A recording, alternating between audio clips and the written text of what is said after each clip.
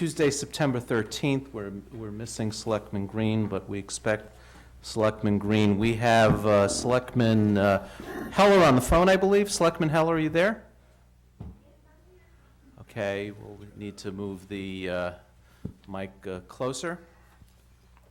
And Selectman Heller is joining us remotely, and pursuant to this board's authority under 940 CMR 29.10 paren 8, Selectman Heller will be remotely participating via telephone due to geographic distance.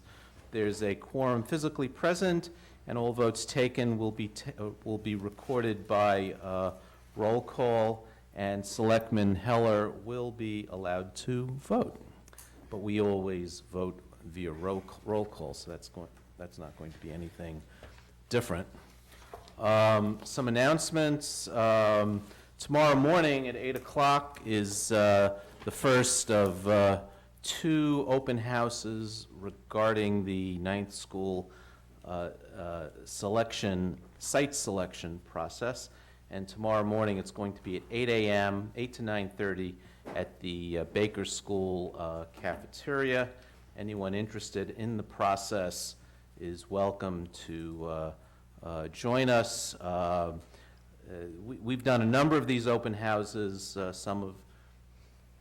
Now I'll be honest, some have been more successful than others. The last few have actually been kind of successful, so I'm hopeful for this one.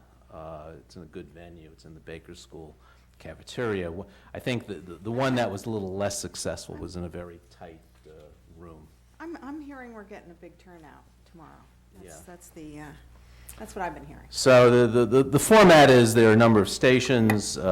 People can ask questions. There'll be people who actually know a little something about the sites, plus us. Selectman Daley and I will be there. We know something about the Right. sites, too. In fact, one might say we know more than the school committee about the sites. I won't go there. So that's tomorrow morning at 8, and then Sunday is a big day for Brookline. It's Brookline Day. We've got our posters here about it, but there's a road race, and Right. people can sign up for that road race. It begins at, it says kids, 1K at 8 a.m. is when it begins, and the 5K race begins at 8:30 a.m. this Sunday, and you go to brooklineday.org in order to sign up. I don't know if you must sign up in advance or not. I believe so. For the road race, yeah. We believe you must sign up in advance, so. And what you don't have to sign up for in advance is to go to the Brookline Day activities at Lars Anderson Park, starting at 11 o'clock, and I believe at noon, the group of us will be actually talking. So some of us will. I think mainly you, Mr. Chairman, but we'll be backing you up. Or someone in my stead. We'll see.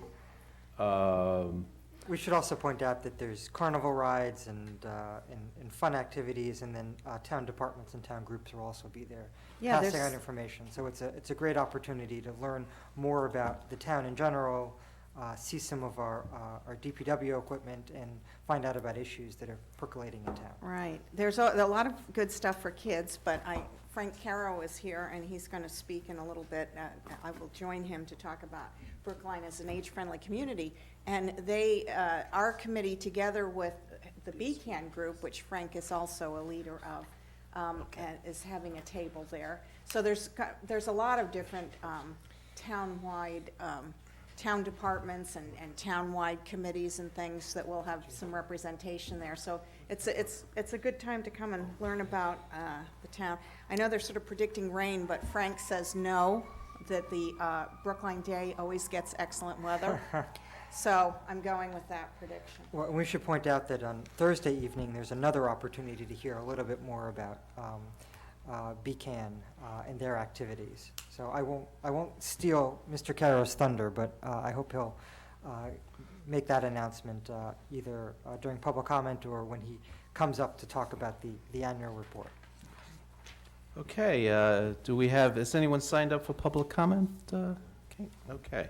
So moving on to the miscellaneous calendar, approval of the minutes of September 6th. Anyone have any? I had a couple very small, I had Okay. some slight edits as well, which I've given to Kate. Okay. And Selectman Heller, did you have anything? Or did Yeah, I'm fine with them. Okay, so I will move acceptance of the minutes as amended.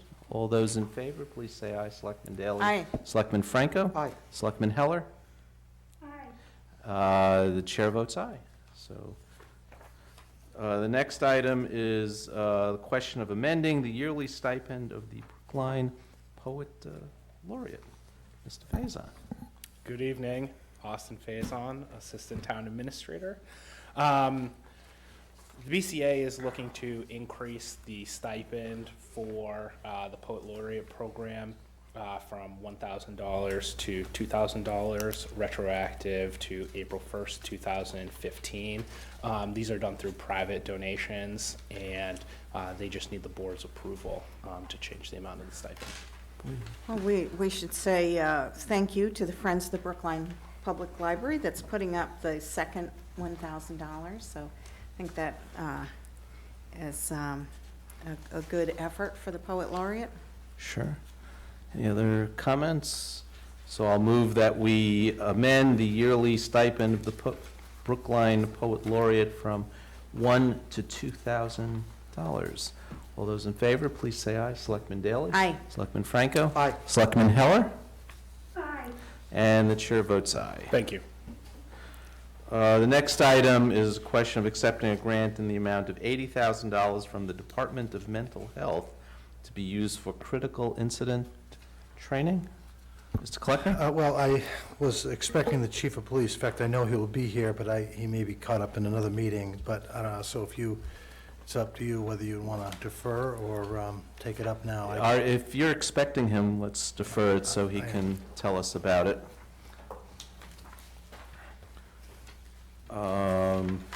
And we have a number of temporary wine and malt beverage licenses, and I'll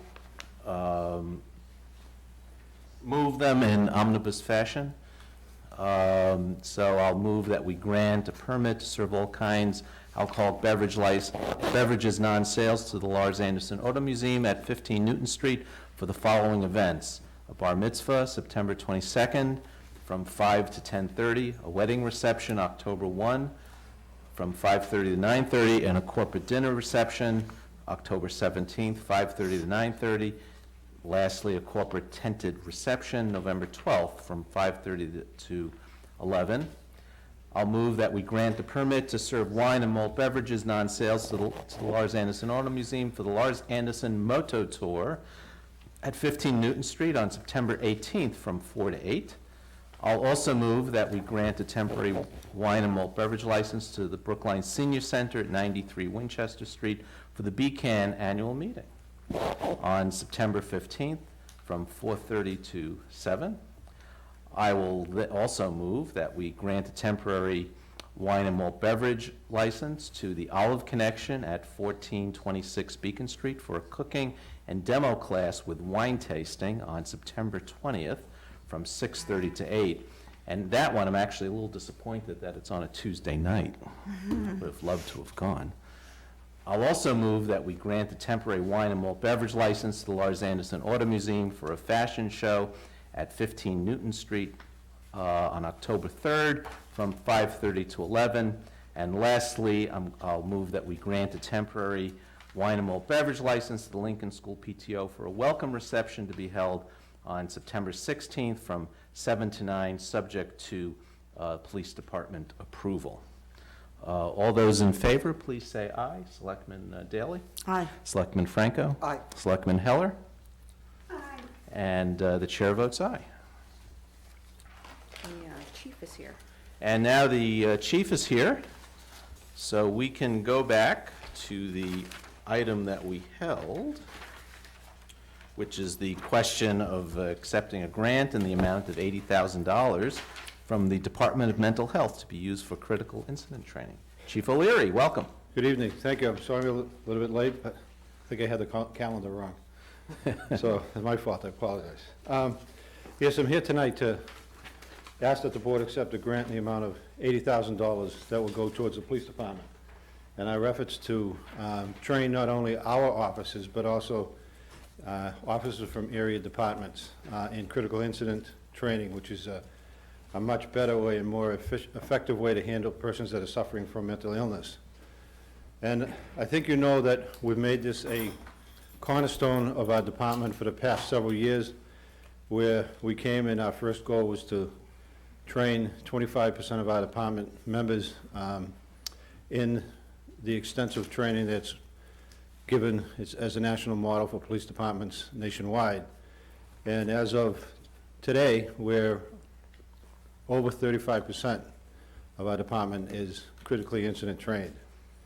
This grant funding here allows us to do a couple of things.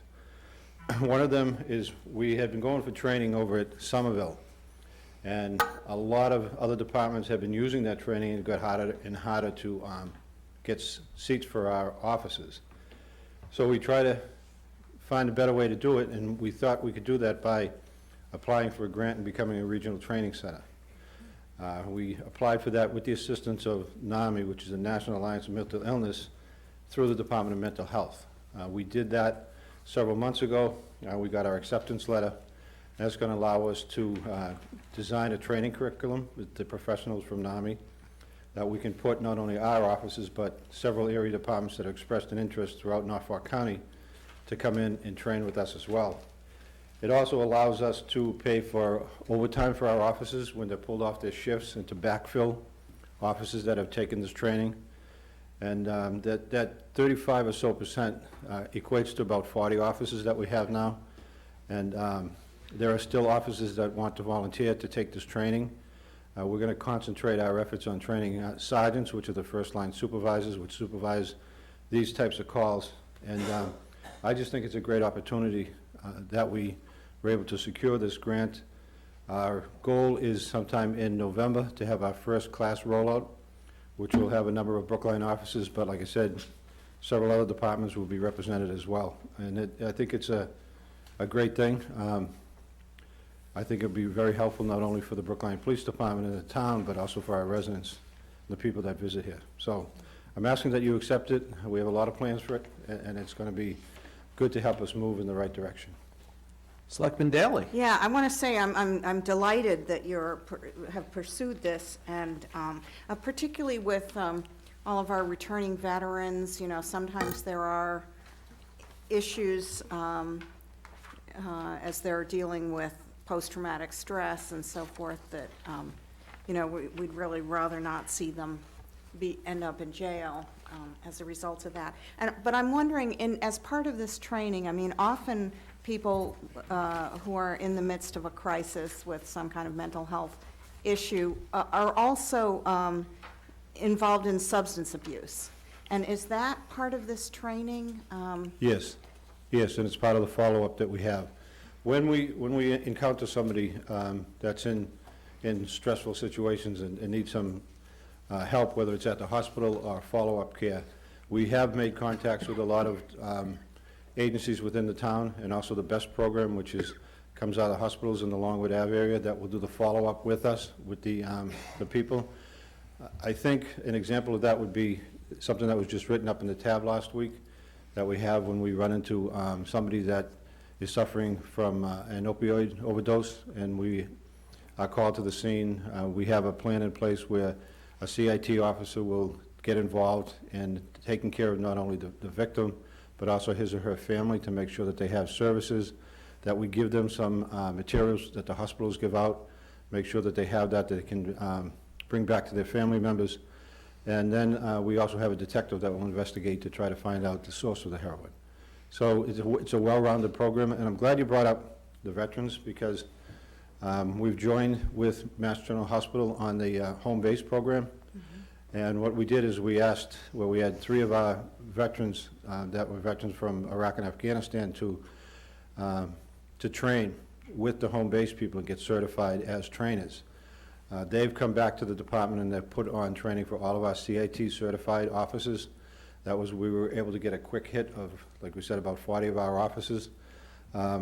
Now, into this cycle of in-service training, they're going to do the rest of the department. So they have a curriculum that they got under this home-based program, which is a great program, and they brought that back, and the 3 veterans are going to do the training for the rest of the department. Great.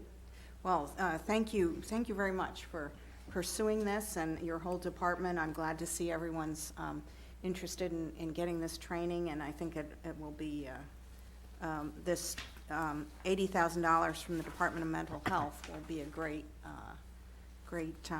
boon to the department. Yes, thank you. Anyone else? Okay, I'll move that we accept the grant in the amount of $80,000 from the Department of Mental Health to be used for critical incident training. All those in favor, please say aye. Selectman Daley? Aye.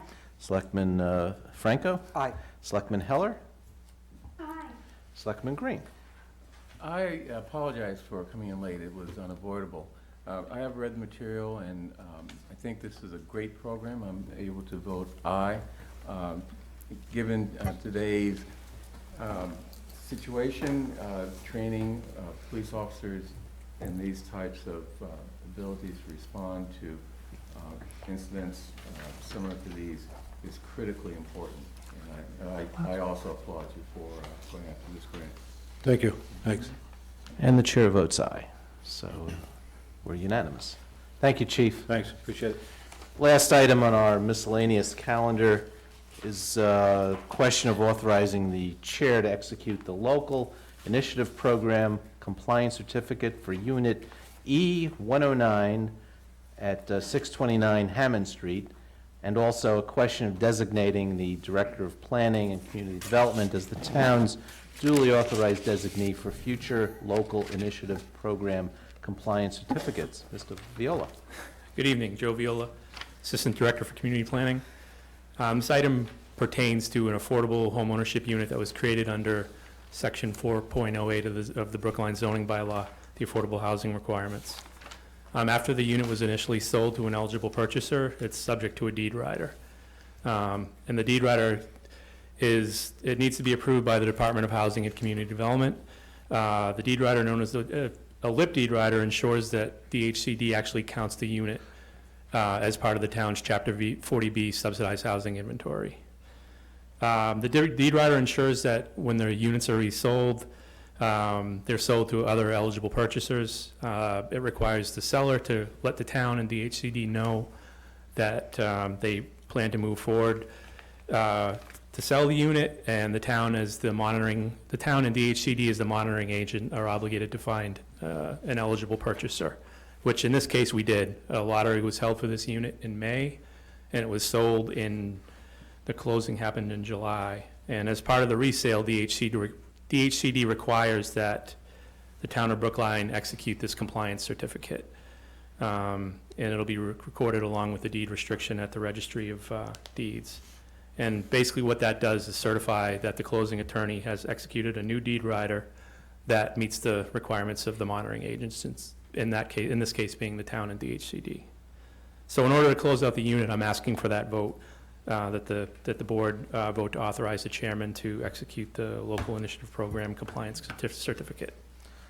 And then the second vote is to delegate to the Director of Planning. Yes. So that in the future, this can be handled administratively. Right, rather than having it come on to the Board of Selectmen agenda for a fairly benign and administrative task, your designation of the planning director will help us keep moving along with our resales. Not that we don't love to see you. Any other comments? I'm glad to see that an affordable unit is staying affordable. They're quite an affordable, I think affordable housing is one of our biggest challenges as a community, trying to maintain the affordability of Brookline. This is just one little, unfortunately, way we can do it. So, one unit at a time. But I think it's important that we, in the midst of a larger conversation about affordable housing in this town in Chapter 40B, that we acknowledge the fact that this town, this board supports affordable housing, and not every affordable housing unit needs to be in a huge building that's 20% affordable. If we continue this practice and chip away at the goal, the 40B goal, eventually we'll get there. And I would submit that this is a better way to do affordable housing, to integrate it into the community, into the fabric of these buildings, and have it indistinguishable as to who's got the affordable unit, who's got the market rate unit. So I'm overjoyed that this is coming before us, and I hope that that we continue to see these types of units developed in town. You too. Any other comments? So I'll move that we authorize the chair to sign the local initiative program compliance certificate for Unit E109, 629 Hammond Street. All those in favor, please say aye. Selectman Daley? Aye. Selectman Franco? Aye. Selectman Heller? Aye. Selectman Green? Aye. And the chair votes aye. I'll also move that we designate the Director of Planning and Community Development as the town's duly authorized designee for future local initiative program compliance certificates. All those in favor, please say aye. Selectman Daley? Aye. Selectman Franco? Aye. Selectman Heller? Aye. Selectman Green? Aye. And the chair votes aye. Great. Thank you. Thank you very much. Okay, moving on to our main calendar, the next item is an important item regarding the renewal of the Comcast license to operate. So the news, the big news is the town and Comcast have come to an agreement, and Mr. Faison will tell us a little about it. Good evening, Assistant Town Administrator Austin Faison again. So just a quick timeline for this process that we've had with Comcast. The license was set to expire at the end of April of this year. We had started speaking with Comcast around this time last year. We had an ascertainment hearing in August of last year where they had the community come out and speak about the values of cable broadcasting and public access within their community and what they were looking for from Comcast. We held a second ascertainment hearing in October, and since then, the Cable TV Advisory Committee and a portion of that were a negotiating team with Comcast concerning the topic. With us tonight is the town's legal representative, Peter Epstein, from Comcast, Tim Kelly, and from Brookline Interactive Group, Kathy Bisbee. So that's a rough timeline of the negotiation process. On April 26th of this year, you as the board issued a preliminary denial of the license, almost as a procedural vote to extend the term of the previous license. And right now, we're at a good point with Comcast to bring forward the license as it was negotiated. The terms are quite similar to the last license, but we can get into the particulars as the board sees fit.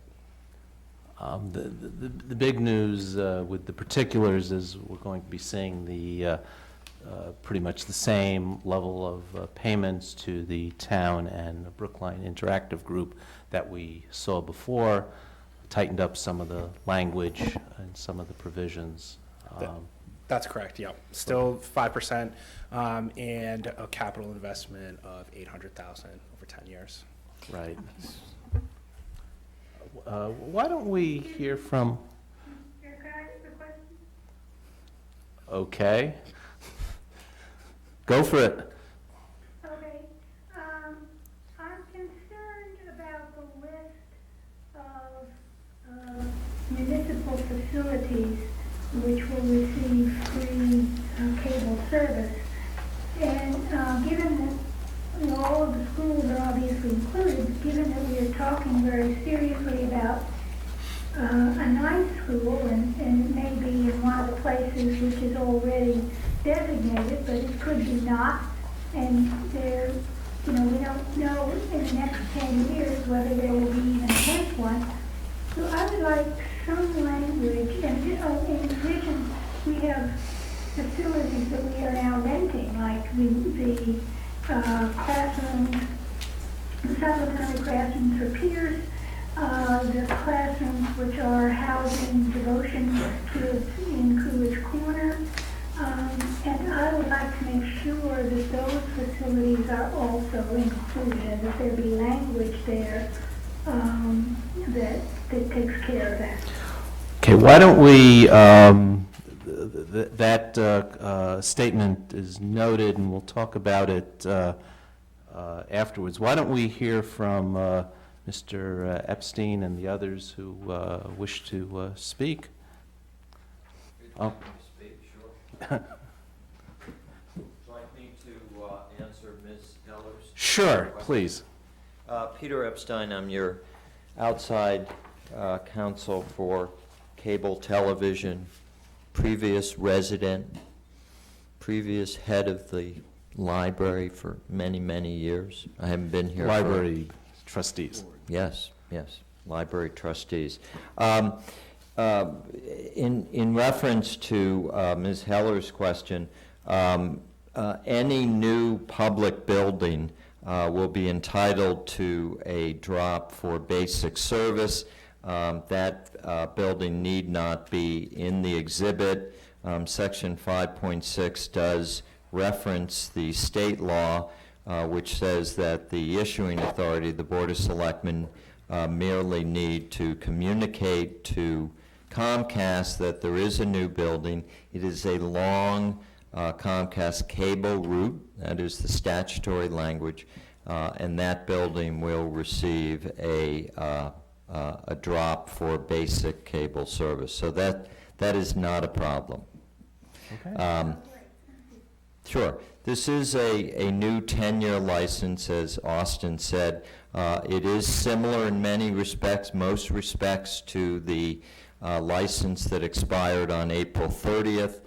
It is another 5% of gross revenues. It is $80,000 a year in capital for cable-related uses, which can include access capital.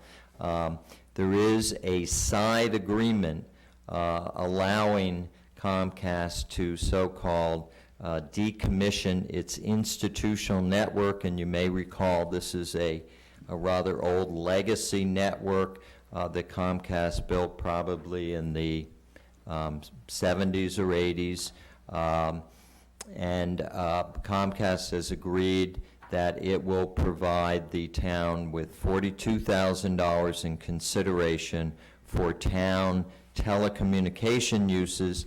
That $42,000 will be paid within 60 days of execution. We have that agreement. We're simply waiting for Comcast to sign it and send it over. It would be signed by the chair. So one of the motions you may want to make tonight, I would recommend that you make it, would be for the board to authorize the chair to sign that INET decommission agreement.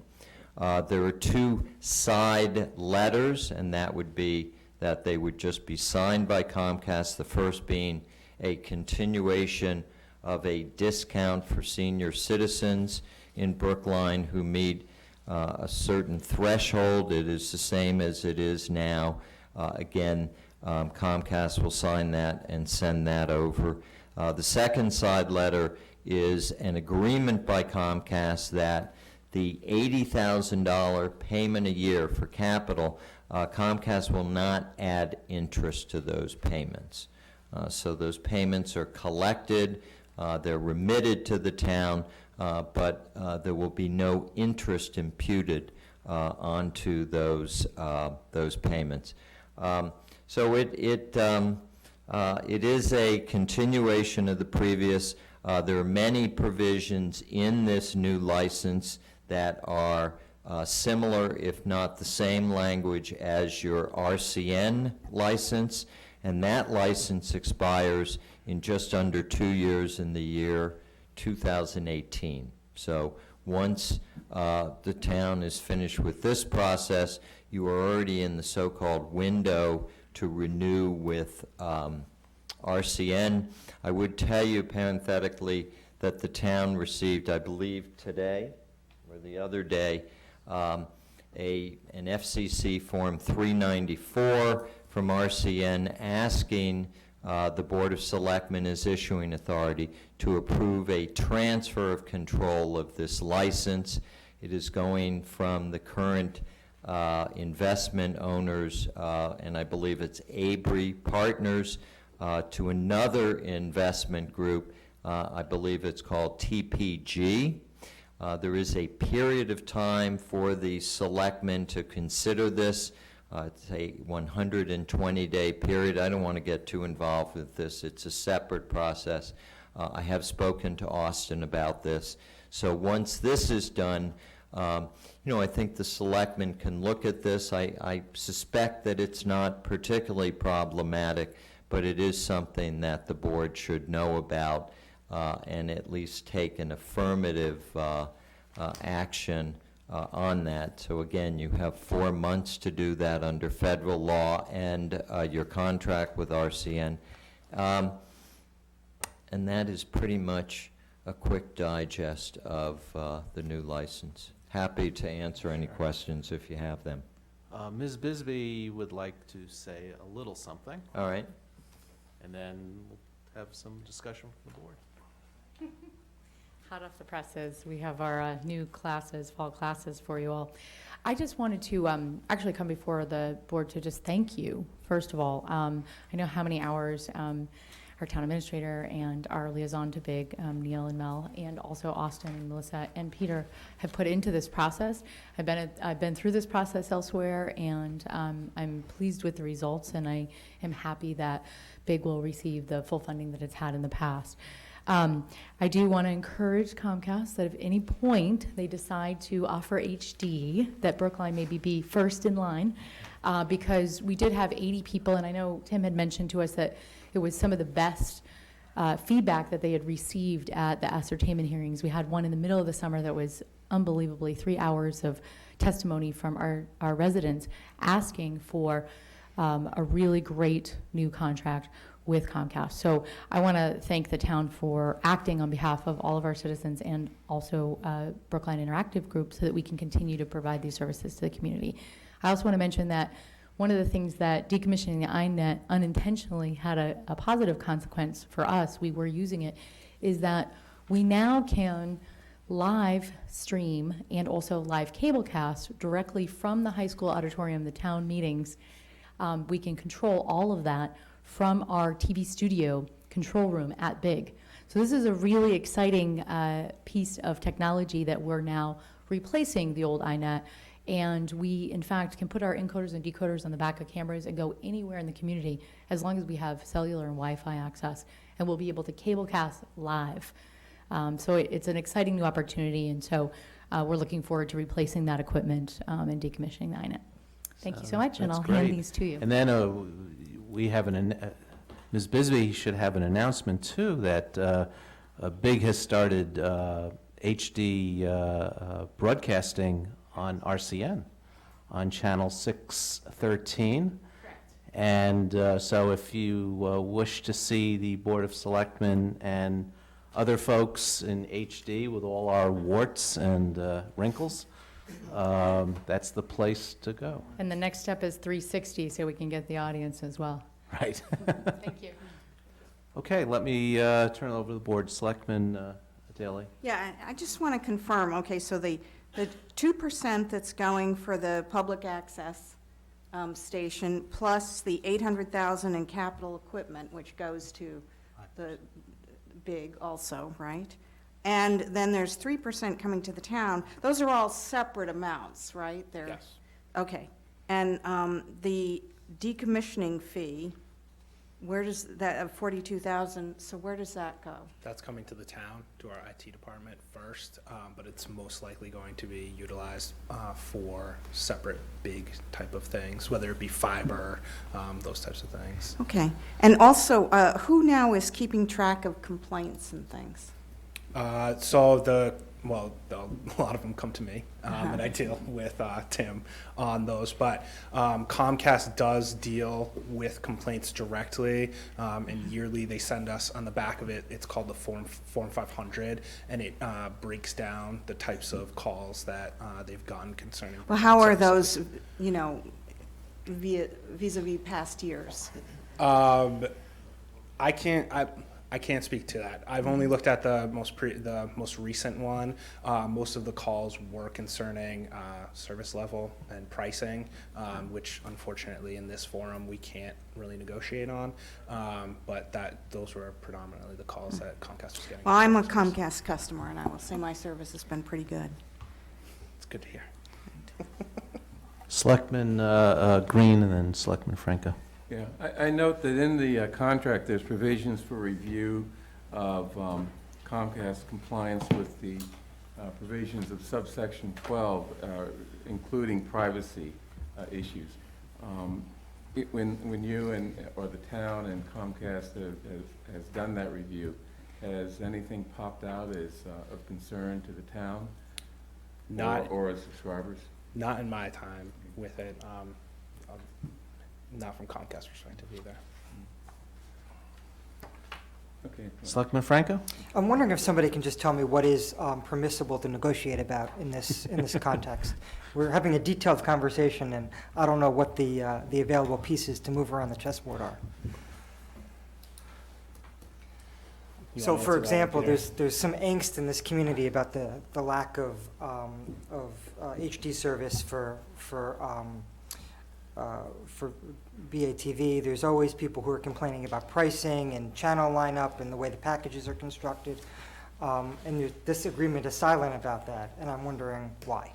We'll let our outside counsel answer that one. Mr. Franco, on the rate issue, rates have been deregulated nationally and in the Commonwealth as well for some time. Rate regulation, when it was instituted, was pretty much restricted to basic service only.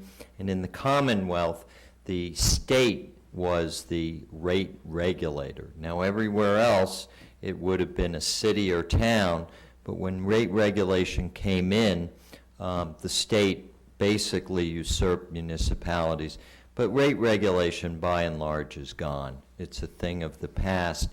There is a concept called effective competition, which would say if basically you have another cable company or satellite competition, then you can't rate regulate anyway. So we have not had rate regulation for quite a while.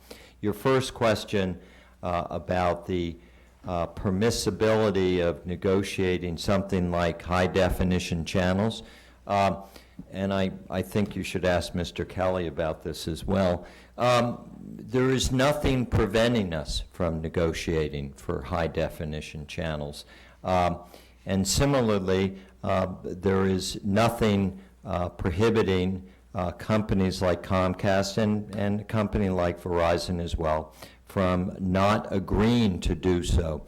There is an issue about a concept about what transmission technology really means. That's not been settled. We did negotiate this here as we've done elsewhere, frankly, unfortunately, without a lot of success. I think that is something that the community should continue to press for, and as the chairman noted, RCN has stepped up, has provided one HD channel, and in other communities that are going through renewal now, RCN provides 3 HD channels in addition to the 3 standard definition channels. Now, I'm not trying to demonize Comcast in this regard, but I think given the importance, and I'm not trying to put Tim on the spot, I think you should hear from Comcast about its position, why it would not provide these things. Other than that, there are really 2 issues that we cannot negotiate, and when you have hearings, I always make sure that you reference this, and one is the rates, that Comcast and RCN charge. The Board of Selectmen cannot dictate those.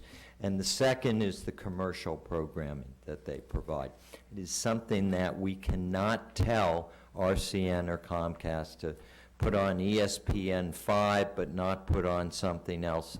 Other than that, there are things about internet capacity that RCN typically will agree to, but most companies won't, because internet is not a cable service, it's a telecommunications service. So I think we pressed on all these issues, and I know that there is some disappointment about the lack of HD channels, but I can assure you that we pressed as hard as we could on that issue. I have two additional questions, which I hope will be quick. One is specific to why 10 years for a license? And then my second is, I know there was some conversation at the hearings about pressure to bury wires, and I'm wondering where that conversation landed. Excuse me, on the 10-year issue, in the Commonwealth, renewal licenses cannot exceed 10 years. An initial license can be 15 years. And there was discussion back and forth about whether or not this should be, for example, a 5-year license. I think in the end the consensus was that the town preferred 10 years, remembering that if you have a 5-year license, federal law requires us to start 3 years early. So if you had 5 years, 2 years would elapse, and we would have to start all over again. Most licenses in the Commonwealth are 10 years. There are some that are 5. You can argue either way, and these days, with the technological changes that are happening quickly, as you know, there may be a real benefit in having a longer-term license, and I think that issue will come up with RCN as well. As to your second question about burying wires, there was some discussion about that in meetings.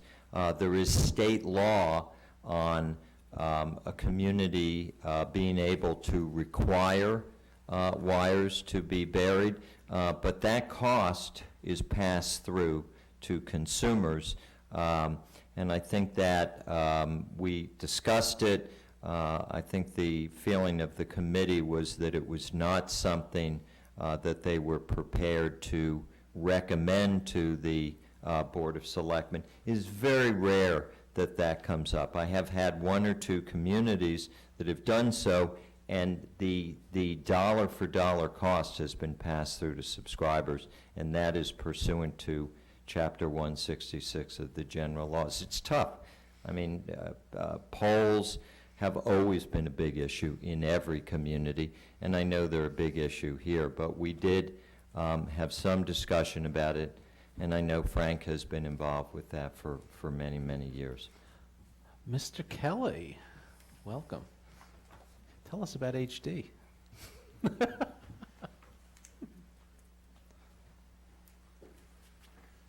Good evening, Mr. Chairman. For the record, Tim Kelly, Director of Government Regulatory Affairs for Comcast, having an office at 426 East First Street, Boston, Massachusetts, 02127. The simple answer for HD is, per the Cable Act, we are to provide capacity to carry a signal. And nowhere is it delineated. There's no specificity as to what kind of signal we accept at our head ends. From a business decision, we have 6,500 franchises throughout the United States. If we were to move to HD and replace the equipment in our head ends, it certainly would be an exorbitant cost for not only us to absorb, but also our subscribers. So that's where we stand with HD right now. Thank you. I think that answer was they're not going to do it. Right. Any other questions from the board? So, seeing none, I will take 2 motions One is on the license renewal, and the other one is to authorize the chair to sign the decommissioning agreement. So here are the motions. I'm moving that the Board of Selectmen approve and execute the new renewal license agreement between the town of Brookline and Comcast of California, Massachusetts, Michigan, and Utah, LLC. All those in favor, please say aye. Selectman Daley? Aye. Selectman Franco? Aye. Selectman Heller? Aye. Selectman Green? Aye. And the chair votes aye. And I'll also move that we authorize the chair to sign the INET decommissioning agreement. All those in favor, please say aye. Selectman Daley? Aye. Selectman Franco? Aye. Selectman Heller? Aye. Selectman Green? Aye. And the chair votes aye. Thank you very Thank much. you. Are we done? Yes. Okay. Thank you. Thank you.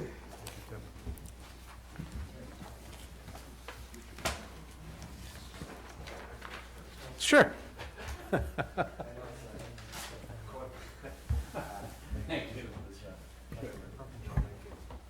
you, Tim.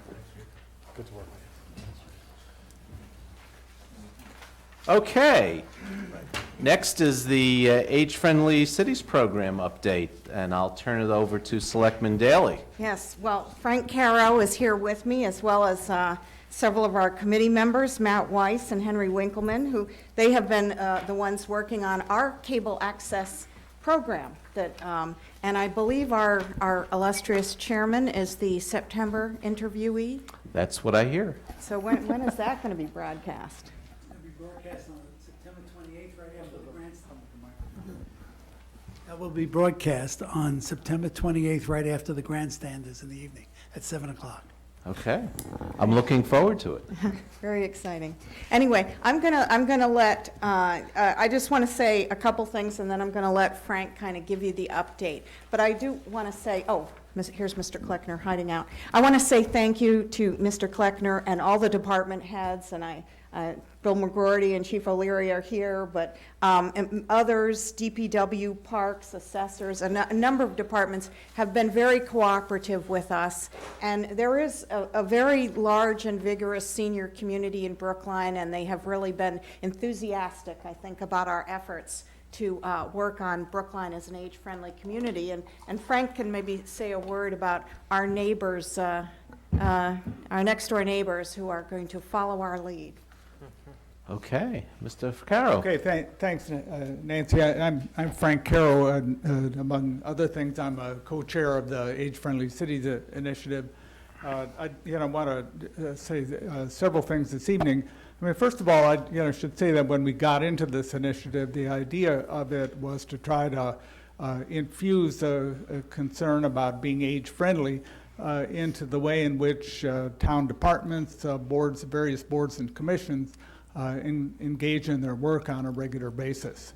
And we had really kind of good success as advocates in getting them to respond to initiatives that we brought to the table.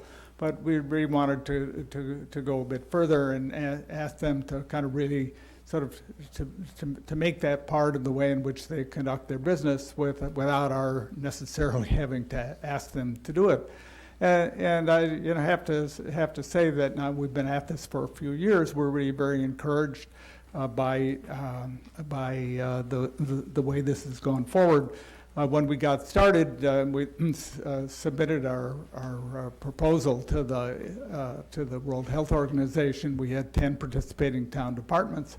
In the past couple of years, we have had 2 additional departments join the initiatives, the fire department and veteran services. And nice to see Bill McGroarty here this evening.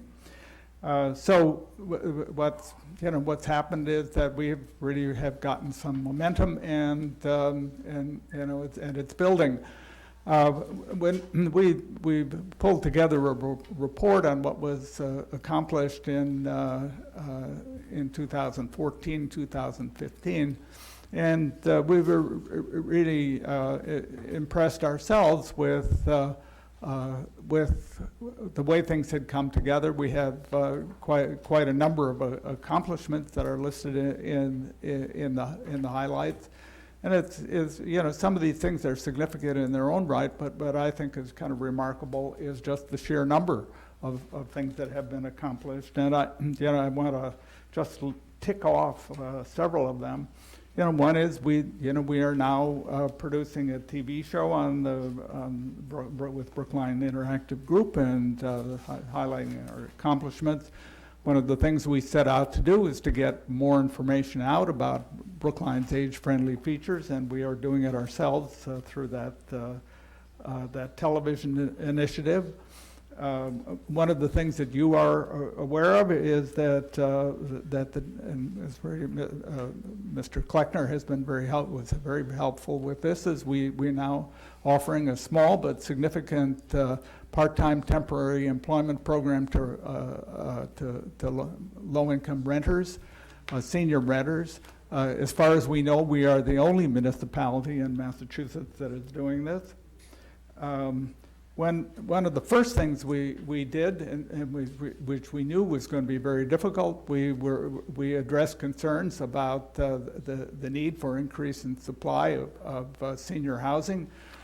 We held, with the help of the Department of Planning and Community Development, we held a forum on senior housing in 2012 and talked about the need going forward. Well, we now have some really significant proposals on the table. One of the presenters at that forum was Amy Schechtman, representing Jewish Community Housing for the Elderly, and her organization is now active in town proposing a 62-unit development on the KI Temple site. As a result of that, we also brought a volunteer forward, Henry Winkleman, who is here, who had great enthusiasm for senior housing, and Henry got the idea that we could make use of the air above some town-owned parking lots, and we now have an active proposal for senior housing development, for affordable housing development on the town-owned parking lot between Station Street and Kent Street. So that's another one. We have a town meeting warrant article on that currently. This summer, the town opened the Fisher Hill Reservoir Park that has a lot of age-friendly features. In my mind, what's particularly encouraging to me is the redevelopment of a tiny pocket park at the corner of Green and John Street. Which is totally neglected, but as a result of our calling that attention to the attention of Baron Galentine, that has been made into a splendid little pocket park, and we're going to have a celebration of the opening of that on September 29th. And I hope that some of the board members will come to that. Should be a nice occasion. It's a nice addition to that neighborhood, and it's just on the edge of Coolidge Corner, so it enhances the commercial district. And every time I walk by, delighted to see people sitting in that park. So that gives you an idea of some of these things. I should mention with the fire department. That when they enjoyed the initiative, they came forward with a very nice program that's installing smoke alarms at no charge to seniors. And with our work on transportation, we have managed to get a grant from the State Department of Transportation for a travel advisory service for seniors who are making the transition from driving to non-driving. We're also delighted that the Transportation Board has decided to establish a standing pedestrian committee. With respect to the veteran services, one of the things that Bill McGroarty pointed out that over half of the financial assistance, that the emergency assistance that the department offers to veterans goes to veterans and their spouses are to people who are seniors. So that just gives you an idea of the diversity of things that are going on that we've accomplished. What I would like to do in a few minutes that remain is to talk a little bit about one of the projects that we are currently underway, and that's our advocacy for benches. Older people and others who walk like to be able to sit along the way, enjoy some of the beautiful streetscape that Brookline has to offer. And we've discovered that that Brookline is very uneven in the way in which it provides benches. We have been we are particularly focused on Beacon Street. We have the kind of interesting phenomenon that Beacon Street went through a major planning and upgrade process a decade ago, but the focus there was entirely on commercial areas and nothing in between. And there are people who walk in Brookline from one commercial district to another, and now there is a real lack of places for people to sit along the way when they walk between Beacon Street, between the commercial areas. And I should say there are also some concerns about the benches in the commercial areas. So perhaps, Henry, would you like to speak to that? I'll just share one thought. Lots of little steps forward, but all headed in the right direction. Thank you. The members of the committee are actually working on a plan for where they think we need these benches, and we're going to get some direction, because we did hear that some of the current benches actually make it difficult for handicapped people to get in and out of their cars, so we have to be very careful about where they're placed. But we're working on a plan, and then we hope to get some help, work with the town to get the word out so that people can come forward and sponsor these benches. Pay for them, in other words, and get the plaque on the back of the bench that it was donated by some business along Beacon Street, or perhaps even a group of tenants in a building might want to do a bench, or a neighborhood association or something like that. So we're hoping that we can move forward with it that way. I do want to remind you, you may remember that last year we did ask that on the Welcome to Brookline signs that it say an age-friendly community on the bottom with the little logo, and that hasn't happened. I think maybe that actually needs to be on the Selectmen's agenda so that we can move forward with that one. Anything else? As you were saying that, I was sitting here trying to picture the signs, and I'm thinking, no, I don't remember seeing that. No, we asked for it last year, but it hasn't happened. I thought we're in charge. We're in charge of a lot. That's the problem. So, do you have any questions for us? Well, I will say I'm very happy to hear your focus on benches. And I know that's an issue near and dear to your heart, Nancy. And I can tell you that I have an article that's coming before town meeting that's a somewhat major rezoning effort. And we have required in that article street furniture to be installed. Excellent. So I think Nancy should be overjoyed with that work, and I expect an affirmative vote for her just I have for that certainly, reason. my knee replacement surgery has certainly given me an insight into what people who have some handicapped issues go through. It. I see Sarah Lynn Allaire has just joined us. She's also a committee member, but the head of the Disability Commission. So we're trying to work on all those issues that affect seniors, and we thank you for your support. Selectman Green. Yes, this report is a very good report. It really shows some impressive both developments as well as plans for future developments. One thing that I'm particularly interested in or find very creative and very helpful is the idea of using the air rights over our parking lots for elderly housing. I would suggest that, not necessarily your committee, but the town think about that idea in terms of other property we may own or may come into ownership of, and using either through ground leases or some other mechanism, use it for the construction of not only elderly housing and low-income housing, but maybe even middle-income housing. I mean, Brookline shouldn't be a community of low-income people and filthy rich people.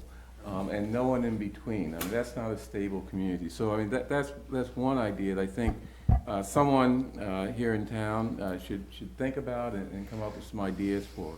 I want to also mention that the discussion of expanding water facilities as well as restroom facilities in our parks, that's dear to my heart. As I get older, those things become important. And restroom facilities especially for the elderly are very important. I know that, I understand that we have a app that can identify restrooms around town that people can use, which is incredibly useful approach. That was a BCAN effort, wasn't it? Right, yeah. But I encourage that, and I make a note of the fact that tomorrow morning the Bottled Water Committee is going to be meeting to follow up on our report and try to discuss with town personnel steps that can be taken to address the infrastructure issues that we have with respect to providing public water to people, so that they have an alternative, if they want, to bottled water. And that sort of fits in with a lot that I read in this report, too. And let me add just one more thing that's sort of a personal thing to me, the public safety piece, where we are informing the elderly about scams. I'd like to make sure that we're looking at that not just in terms of financial scams, but also something that is very, very troubling for me as a former regulator of charities, are charity scams or charitable solicitations that take advantage of the fact that elderly people many times are lonely and want someone to talk to and are easily departed from their money. So that's one other comment I have, but I think this is a great report. Thank you. Frank, you should mention your BCAN event on Yes, thank you for that opportunity. The Brookline CAN has its annual meeting this week. It's this Thursday evening from 5 to 7 p.m. The focus of the evening is housing. We're talking particularly about senior housing needs.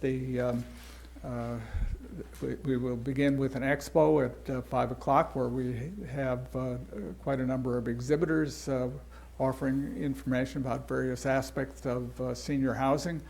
And then with the main part of the program, our keynote speaker is Len Fishman, who is the current director of the Gerontology Institute at UMass Boston. Len is a national expert on senior housing, and he's a Brookline resident, and he's the former executive director of Hebrew Senior Life.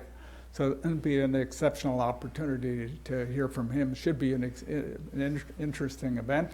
And for those of you who are tuned in at the beginning of this, there is a temporary liquor license that has been conveyed So there'll be wine and beer for this event, and there will be free wine and beer event available, plus excellent food for those who come. Sometimes our members wonder what they get for their $25 membership. Well, one thing, they get to enjoy this event, and they get to bring their friends. Everyone is welcome, and we hope to see you on Thursday. And next Tuesday, Newton is launching an effort to become an age-friendly city as well. And Frank is one of the major speakers. They asked me too, but I said no, I had to be here on a Tuesday night.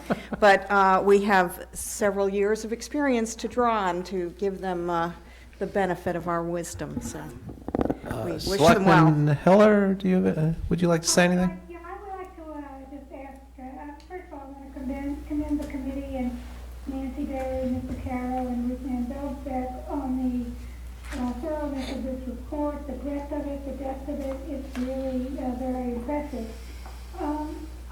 It's a little difficult to hear on the phone always. Sometimes the mic goes astray, so I don't know if I missed this, but I wanted to ask about transportation. You mentioned here that you want to improve transportation options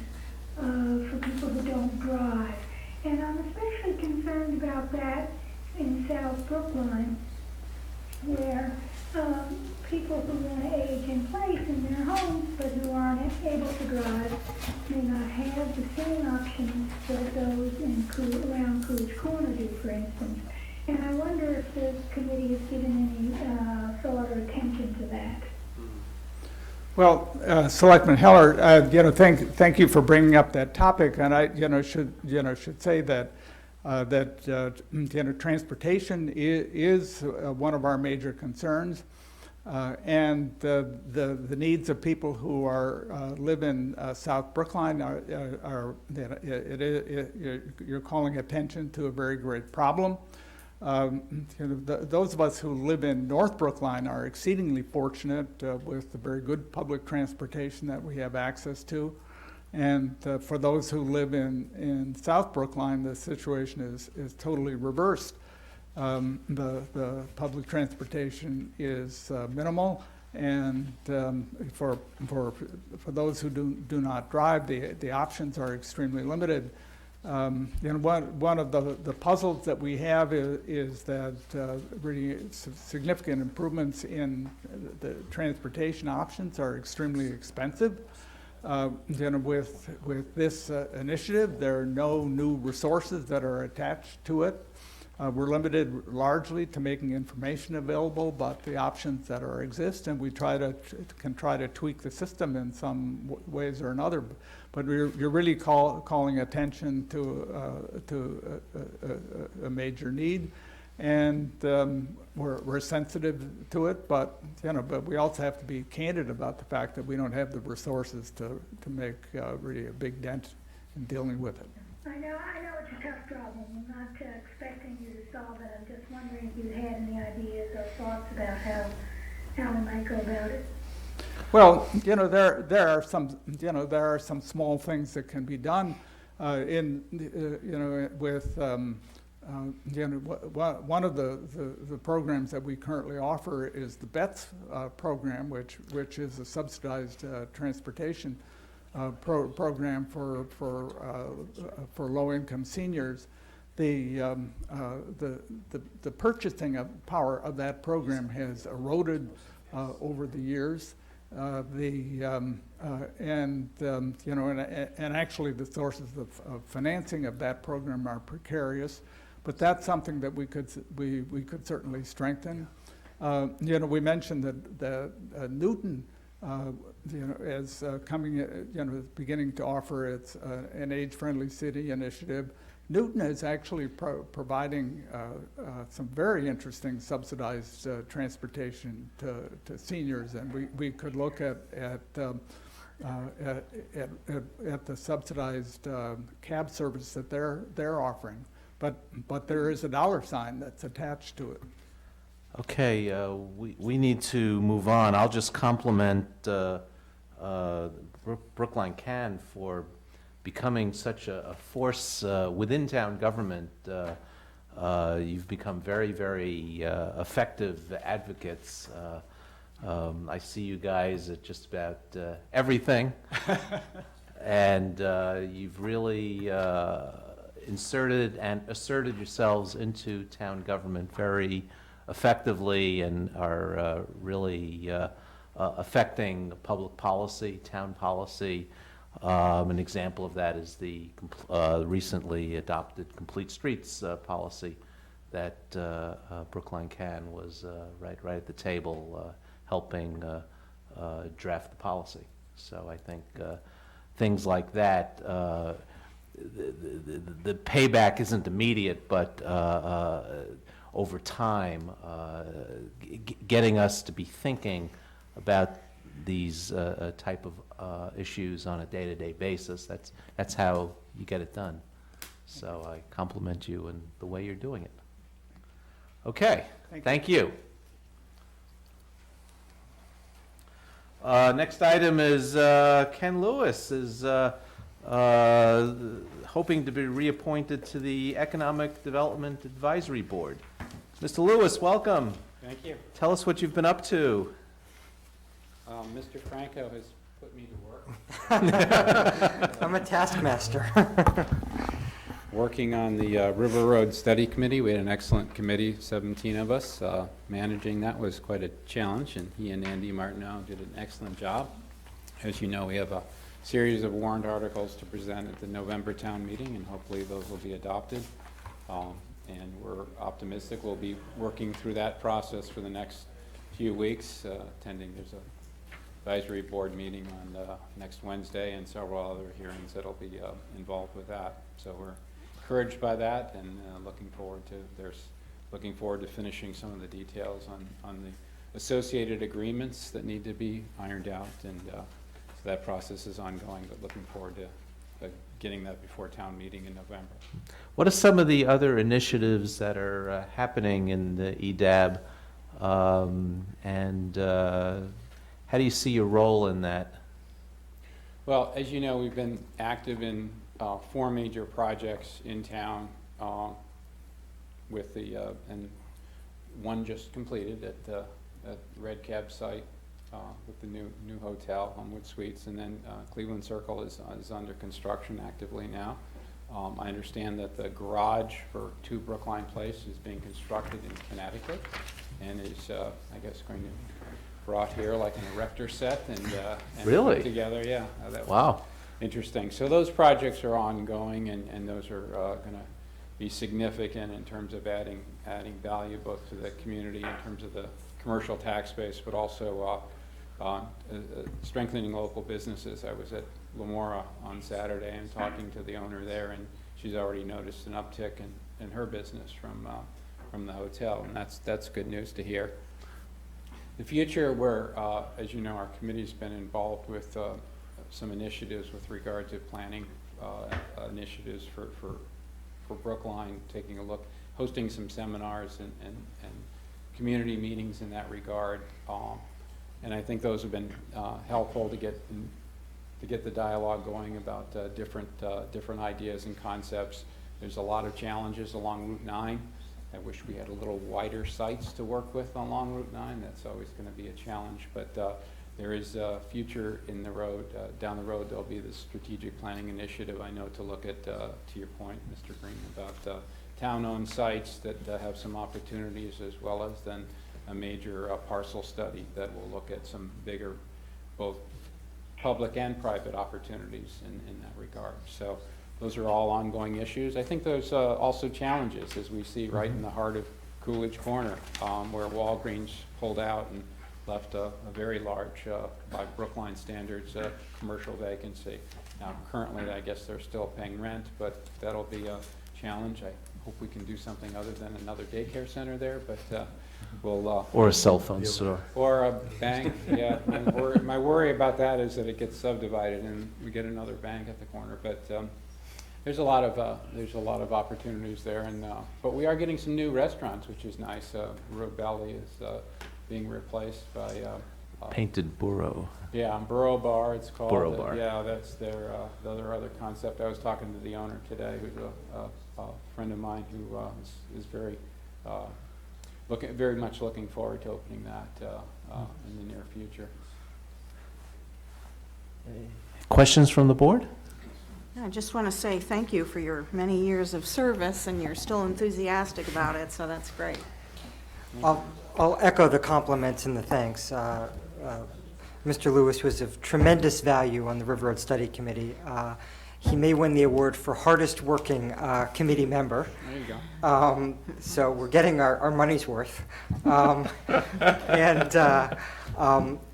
beyond all that, took the time and was very patient with me to explain the minute details of his professional life and how development is put together and what makes a feasible project when looking at square footage and payback rates and the like. So thank you for me for all your hard work, and I look forward to seeing you work another 3 years on our behalf on economic development. Very good. Thank you.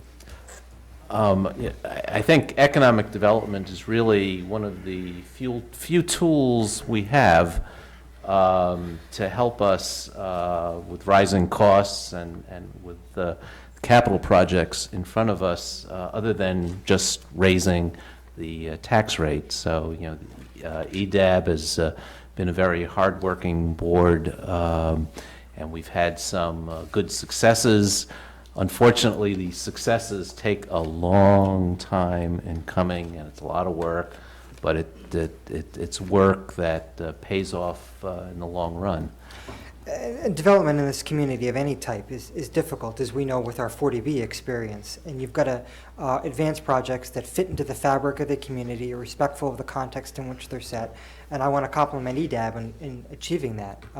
They brought forward a number of projects, as Mr. Lewis alluded to, all of which work for the town and ultimately work for the abutters. And that's not an easy feat. Right. Anything else?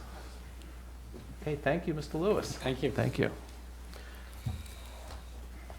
Next item up is community choice aggregation. I see Mr. Lowy and Ms. Morelli. Yes, we're just gonna get us set up here. Thank you.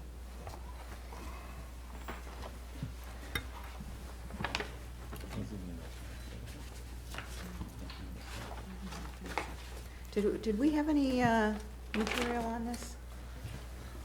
Just have this at the table. Oh, Austin, do you want to sign? Oh, I don't have You one. use your password? So I, It was, oh. I'll It share says with you. Unlock, so I think it's.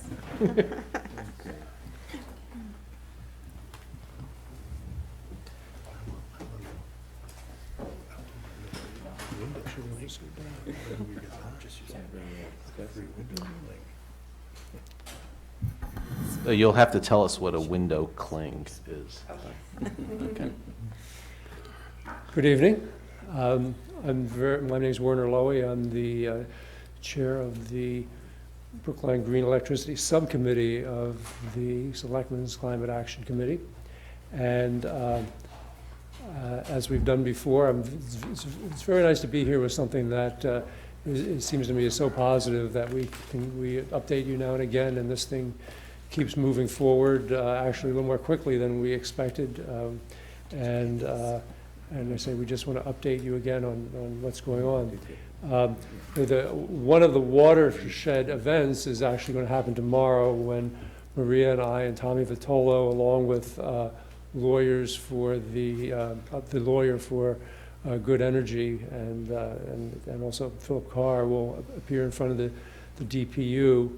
Hopefully to receive their approval of the plan that we submitted.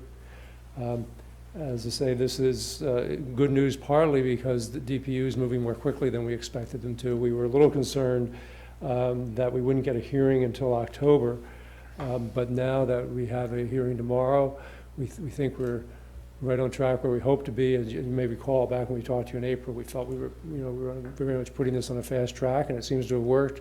And we still feel that we're on track to actually have this electricity coming to Brookline residents around the beginning of the year.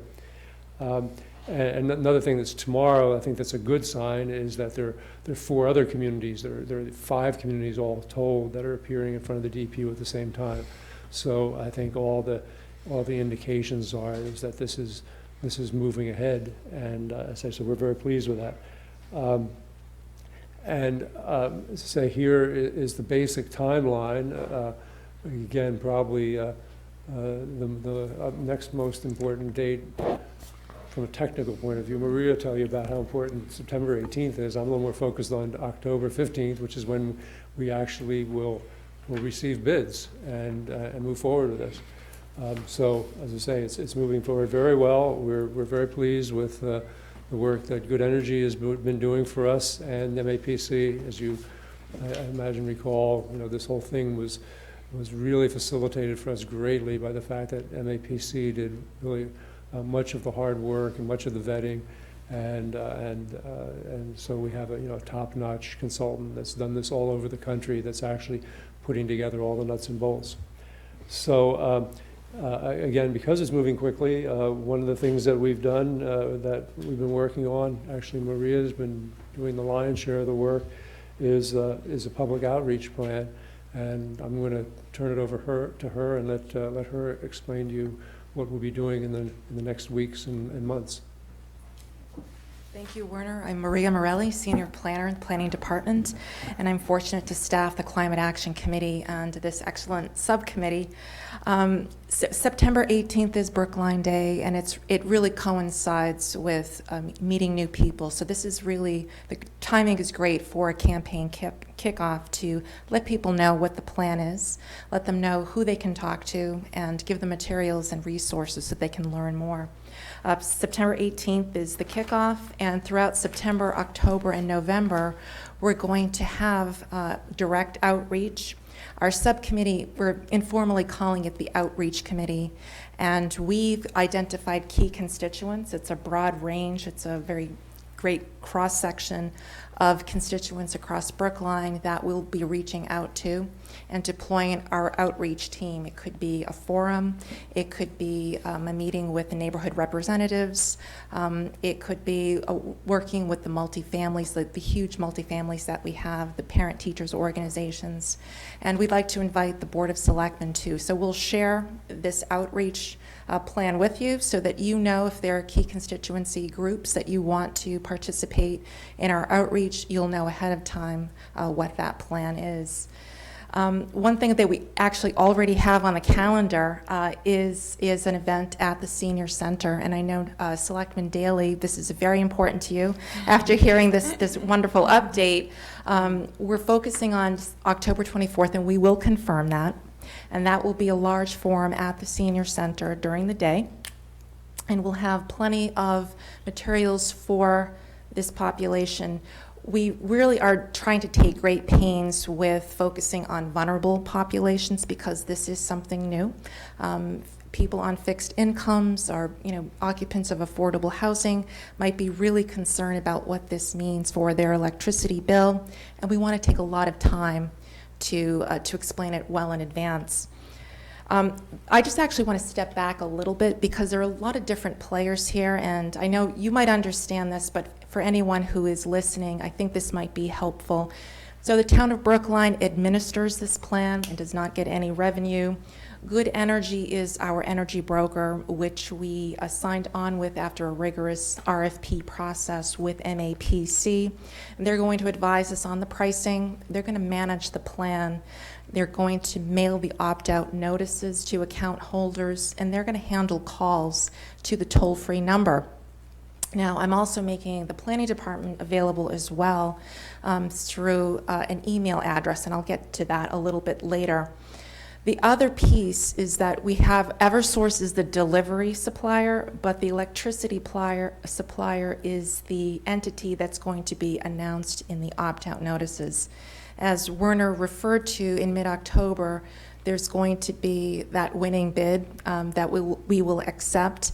And then in the opt-out notices that go out in November, the town of Brookline will explain what the aggregation plan is, the switch to the new supplier, what the plan options are. There's a default product and 2 options, and what you can do if you want to opt out altogether.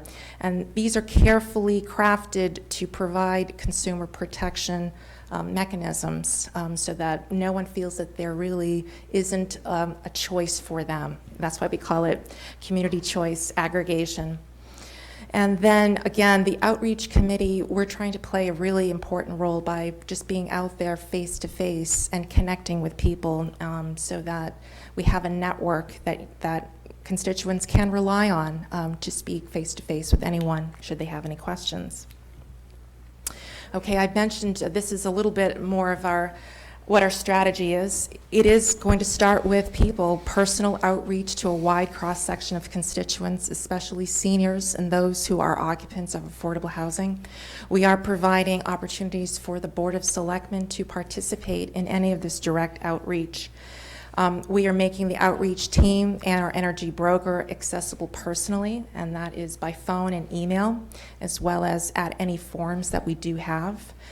We've developed print and online resources that will help explain this process clearly.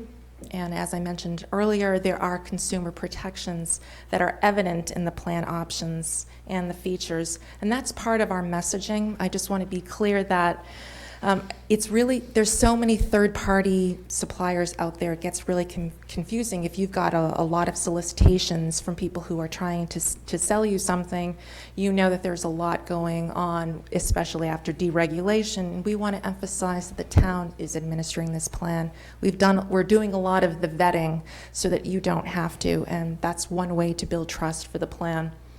Again, we also are working with Good Energy. They are paying for the marketing resources, and the town is not. I do want to emphasize that. And one of them, those things will be a media campaign in November. So if there's any radio or pitching stories with the Globe or any advertising, Good Energy would pay for that, and we would concentrate some of those expensive buys in November. So I do want to start with, we do have a unique brand. We have a logo, we have a name, we have a URL that just defines who we are. It reinforces the town's role as the administrator. This is under the town's umbrella. And we also have something that you can identify with this logo throughout our communication pieces. We have a dedicated URL because we have web pages that are dedicated to anything that has to do with this plan, any updates and announcements, and so forth. Some of the things that we have in place for consumers is a toll-free number. This toll-free number does go directly to Good Energy. The email address for now is mapped to the planning department. And again, we do have a website. Some of the pieces that we have that are all-encompassing would be a print reference guide, and that's available online. It will be available in limited print quantities because it is about 6 pages. So we know our vulnerable populations like seniors or those who might not have a computer are going to rely on something that they can hold. And so we are going armed to these forums with the print guide. But again, we do want to tread lightly on the environment, so we are being judicious about how many quantities we print. It can be printed on demand, and it will be available on our website. The online resources we do have live now. If you go to brooklinegreen.com, we do have a website that is growing. This is a repository for anything related to the program, events, latest news, any updates on the competitive bidding process, this selected supplier. Our FAQs are organized on the website. They're also under that print FAQ in that menu so that you have a place, just one place to go for that. We'll also be incorporating, there are a lot of supporters out there for the program, and we know through social physics that some of these, it's really helpful to see what your peers are doing and to have encouragement from your peers.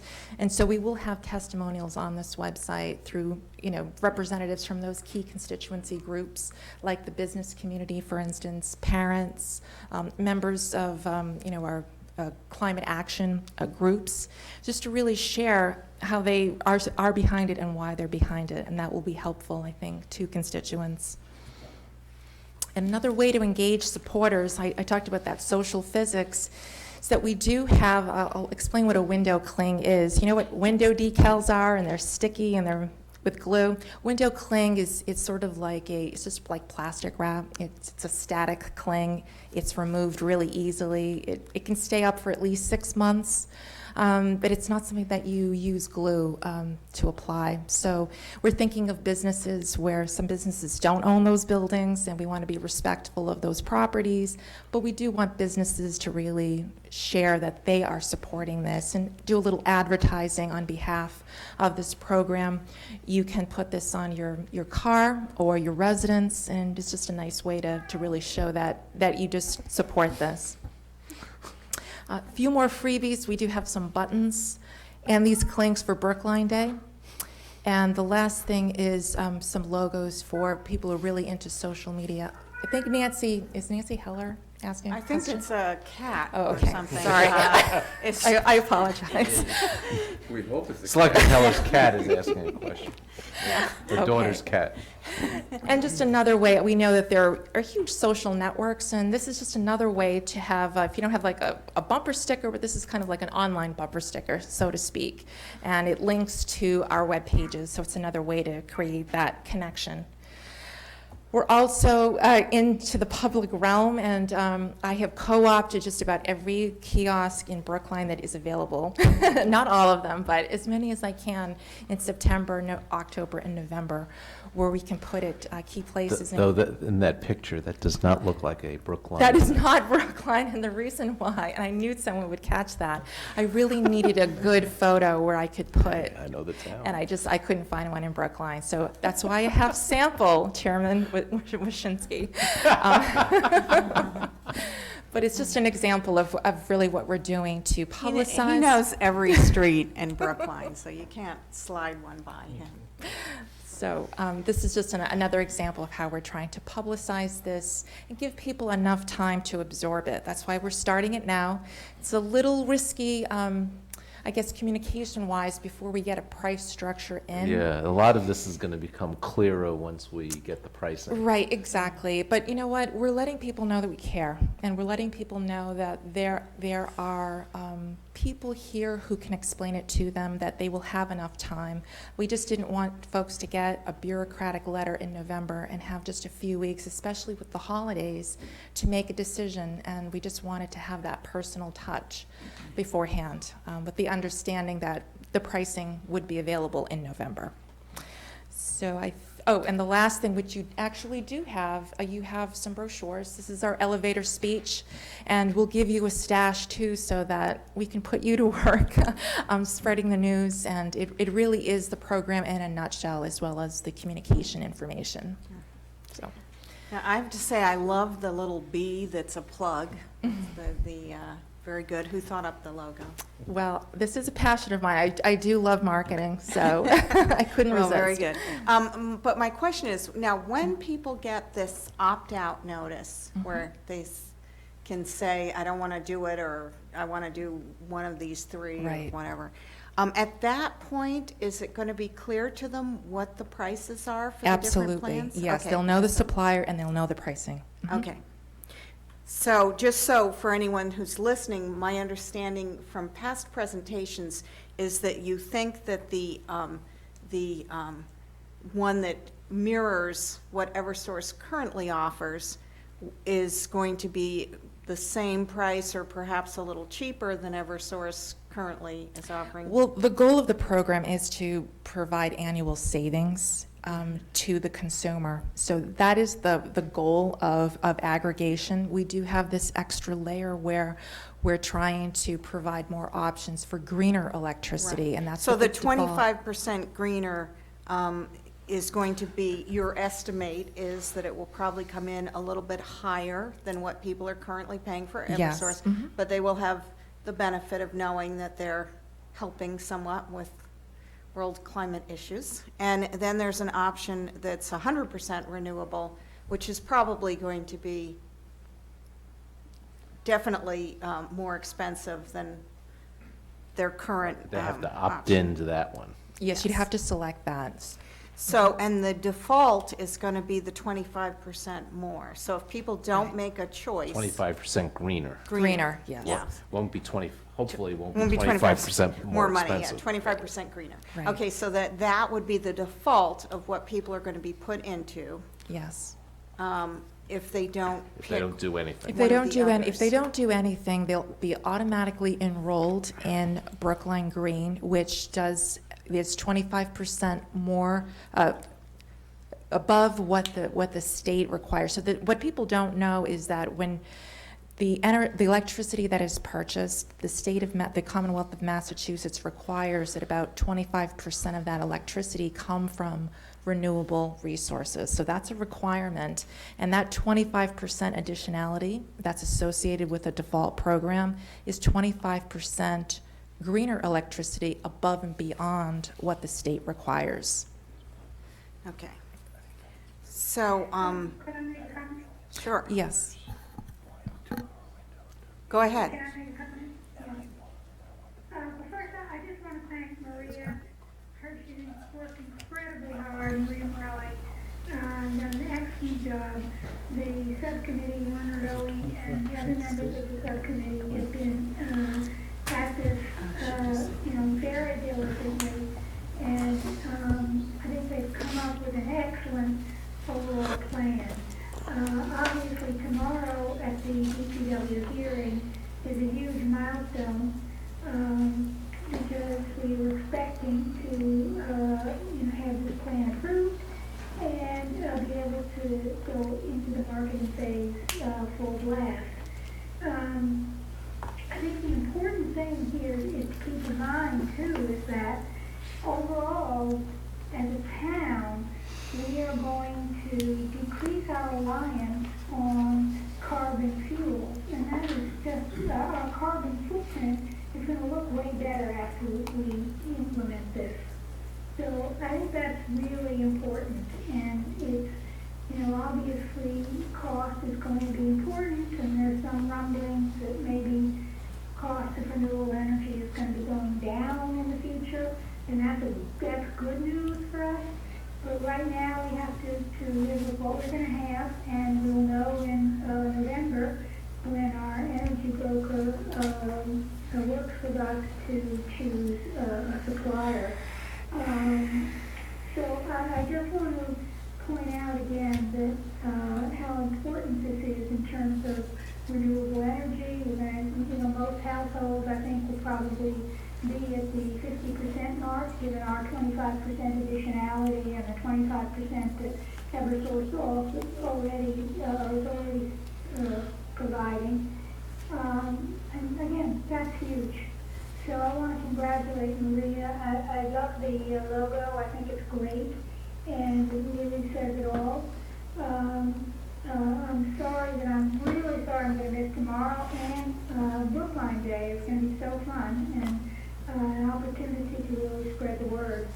So I wish you all a good time tomorrow and on Sunday. And I'll talk to you when I get back. But thank you for all your hard work. And thank you, Selectman Heller. She's been at every one of our subcommittee meetings, and she's provided invaluable insights that have really helped us throughout the process and helped us achieve our We're going to goals. know on October 15th. Around that time, Right. yeah. These are guideline dates. We are on track, and that's a Okay. fairly. There is one last piece, and that is to authorize Mr. Kleckner, the Board of Selectmen, to authorize Mr. Kleckner to accept the winning bid on bidding day. Okay. So you're looking for a vote from us. And the bid, Mr. Kleckner will be presented with one bid. It will have gone through a process. Right. Okay. So I will move to give the town administrator authorization to accept the price bid from the winning electricity supplier. All those in favor, please say aye. Selectman Daley? Aye. Selectman Franco? Aye. Selectman Heller? Aye.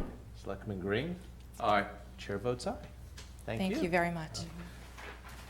This And is an we should exciting say- program. We should say, I think that while we hope people do opt for more green in their energy mix, that you're, even if people say, I absolutely can't afford to have my energy costs go up, you want them to sign up anyway for the Brookline Basic one. Correct. That's right. Because it helps the program if people are in. It does. We want people to know that there is something for everybody. We don't want anyone to feel left out, and that's why that basic option is there.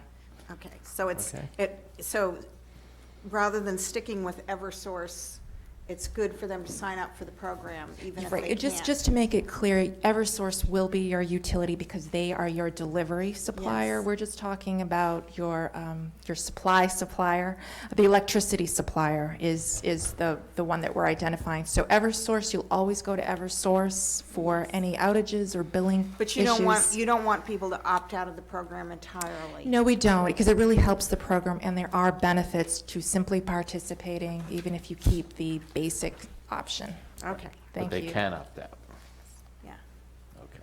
So we're running about 30 minutes late. The next item is a public hearing on the petition of Crown Castle NG East LLC for permission to construct and a location for a pole and a line of conduit with the necessary cables under the following public way. Babcock Street, relocate the existing pole at the intersection with Dwight approximately 20 feet to the north and install new conduit from the handhole at the intersection with Dwight westerly, northerly, and easterly. Can't make up your mind. A distance of 30 feet to the relocated pole. Mr. Ditto. Good evening. The reason for this request is to accommodate a new driveway at number 90 Babcock Street. And it involves, as you said in the description, moving this pole approximately 20 feet northerly along Babcock Street. That will entail installing 30 feet of conduit, more or less, to get the power to that new location. There was some concern with the tree in front of in proximity to this location. We had the town warden, Tom Brady, come out and put his stamp of approval on this proposed new location. So what's going to happen to the tree? Is it? Nothing. Are we losing? Oh. Nothing. Okay. So we notified all abutters according to state regulations, and we have a representative from Crown Castle here as well as a developer to answer any questions. So what's going to be the impact on the street and the abutters? Are we looking at street closures? I think this is maybe a 1 or a 2 day process and no street closure. Are we? No, go ahead. And it's just, what, 50 feet of trench? Right? 30 feet. 30 feet. So in the materials, it says that we're relocating an existing steel street light. Is it a pole or is it a street light? It is both. Okay, so have we done an analysis of how the illumination of the street may change if we move the street light 20 some odd feet? Are we going to have 30 feet? Are we going to have adequate light coverage? Or are we going to create a huge dark spot on Babcock Street? At this location, all the street lights are on the same side of the street, and they're spaced, I want to say about 75 to 100 feet. So moving this 20 feet has a little change, but not much. 30 feet. How dim are we going to get in between? I mean, it's a public safety issue in some sense, and I just want to make sure that we're not creating a dead zone, so to speak, between those streetlights. So at the original location, as you face the house from the street, there's a tree that right now blocks all the light getting through that tree. Now we're going to take this light and move it onto the other side of the tree. And it's going to be shooting back to where it was before. So the light at where it is now is going to be slightly dimmer than what it will be when we relocate the street. But it'll still be within industry standards for highways of this type, which I believe is 1.7 foot candles, 3 feet above the pavement. Okay. Any other questions from the board? This is a public hearing. Anyone wishing to speak, express any concerns, questions about this proposal? You Come have on to up, don't be shy. Come up to the microphone. So just come on up and introduce yourself and make your comment, ask your question. Don't be shy. Don't be nervous. Don't be nervous either. No, just say your piece. My name is Tanya Sprenka. Speak into the microphone so everyone can hear you. My name is Tanya Sprenka. We are the new owners of 90 Babcock number 2. It is our driveway we're waiting for, so we're so excited to get it. Just moved in a couple weekends ago. Welcome. Thank you very much. You guys are so nice. Didn't put 2 and 2 together, knew that the pull and the move was to happen, but didn't realize that then it had to be replaced. I'm like, oh, well, it makes sense, right? So just learned that where they want to move it to 20, 30 feet to the other side of the tree. Well, it will kind of be right in front of our front door. It will still be in the tree's canopy. And we didn't know, well, so I spoke with Matt, the planning, somebody, engineering department or something, and was told that the concern is to make sure that the white is lit. And so then my neighbor, new neighbor at 94, she and I were talking about the possibilities of, could we explore the light being put across the street, or even at the corner of the park, at which point it would actually increase public safety, because then you have a light at the park, as well as light the white, as well as light Babcock. So, Yeah, if all the, I'll ask Mr. Ditto, but Yeah. if all of the lights are on one side of the street, that's where the wiring is, and they can't, they would have to rewire the whole street to put one on the other side, it so looks that's, like down to the left, there is one on the left hand, on the other side of the street. Yeah, there's about 200 feet of lights all on one side. Then when you go to, I believe it's Dwight Street, there is one that's on the other side of the street, but it's, well, a couple hundred feet down. And to put another one across the street at this location would stick out like a sore thumb, because you can drive down Babcock Street and see nothing when you go in by Freeman Street. And then if you put a pole there, it would be in your face. well, plus, I mean, they'd have to do a lot more digging and whatever, right, to, Yeah. but I think her concern is that this is right by the front door. Can it move a foot or two? Or either way, it is still in the tree's canopy, just so you know.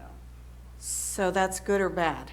I would think it's bad. It's still going to be obstructed. It may be Oh. a little bit less so, because on Okay. the right-hand All side, right, it's so I'm obstructed. asking, can this move a foot or two in one direction or another? We can move it to the right, no nearer to the tree. So the tree's on the left-hand side, the poles, and we have tons of room to move it to the right. And what house is that closer to? That would, if you want to move it 5 to 10 feet to the right, you'd be right in the middle of house number 90. So right now, we're on the left-hand side of house 90, and we're moving it a little bit in.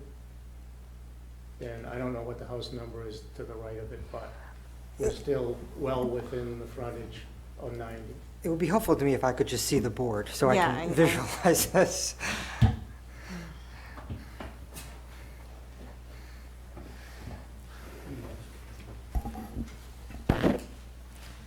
So the current location is right here. You just want to bring it to the other side of the tree. This is the walkway. This is an existing driveway. This is a proposed driveway that we're making room for.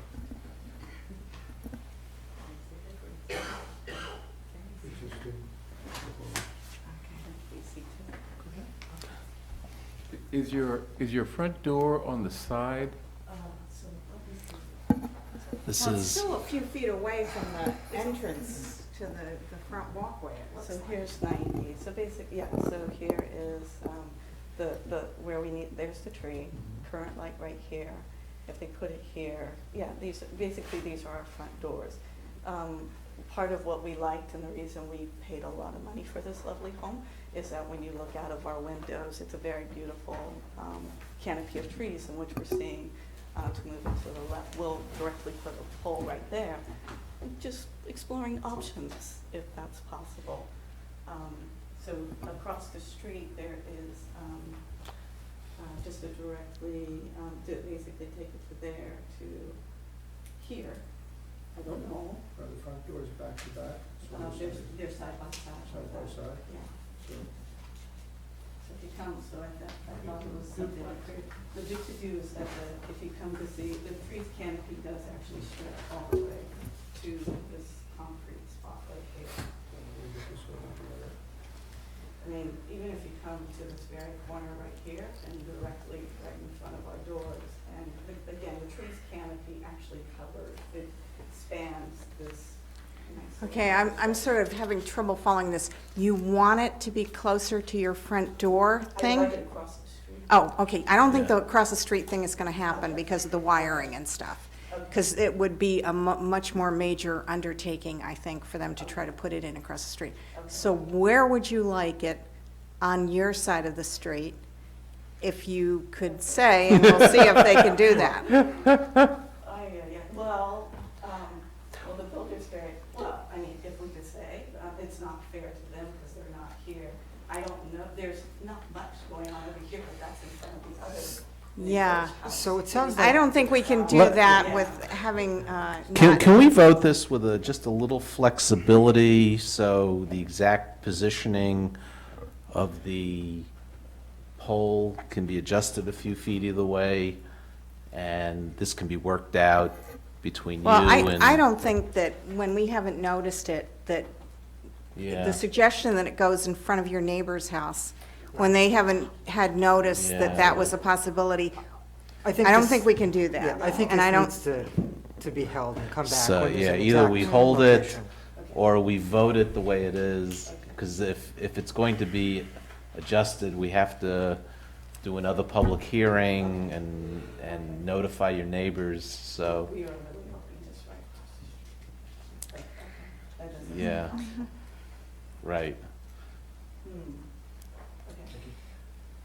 So what's the verdict? Are we holding it or are we voting it? So can we have, yes, I think. you have to go back to the microphone, sorry. Sorry. We have a TV audience, so. Oh, good, sure. To be a. And you're on HD, too. To be able 613, to Marcy. meet- to see if there's another alternative would be great. If that's possible, I don't know. So, I guess this depends on, did you have construction starting on your new driveway or something? No, it hasn't started yet. So that can This be. is gonna delay that. Yeah, this is gonna Oh. delay, so if we, don't vote this, and you wanna try to hash something different out, but you're gonna have to delay your, Right, and then this is gonna Driveway have to be project. renoticed. So it's probably 7 days required notice. And then. So this is pushing it so back it's- at it's least gonna be 2 weeks. At least 2 weeks. I'm Mark Spranka, Tanya's husband. So we wanted to visit explore the possibility of across the street. It sounds like that's not in the cards. I think your proposal to have some latitude I don't within a think we narrow can do that. band. I don't think we can do that. I think we could do like a foot or two, right? I mean, I don't think you can put it, Yeah. we can't say, oh, let's put it in front of the neighbor's No, house. no, obviously When they not. haven't been noticed With- about with- that. You're talking about a few feet Mhm. to minimize the damage to the trunk, I mean, the roots and the canopy, and maximize the So the we view can out the say front door. easterly a distance of approximately 30 feet. I'm uncomfortable giving any flexibility because what we're doing at the end of the day here is granting permission for something to go under our streets. And as we all know, our streets are very constrained, and if something happens, some gas line gets nicked or a power line gets hit, the last thing I want is for there to be ambiguity in what we've Well, authorized. I'm sure Mr. Ditto, they're gonna check with DigSafe and do all of that appropriate. But, the street trees along the street are a public concern as well. And as if this was gonna really kind of damage a street tree because it was too Mr. close. Brady has already blessed this He plan. has, okay. Yeah. Well, I don't, I think if we give them like if we say 29 to 30 feet or something like that, I don't- As long as it's staying in front, I mean, I mean, we've got 2 attorneys on the board. I'm the non-attorney. I'm just saying that I think this vote has to be airtight, and we've got to have a clear record of what we've given permission to do and where it's going to go. But Can I say that I agree with Selectman Franco? I think if the petitioner wants to move it, then we need to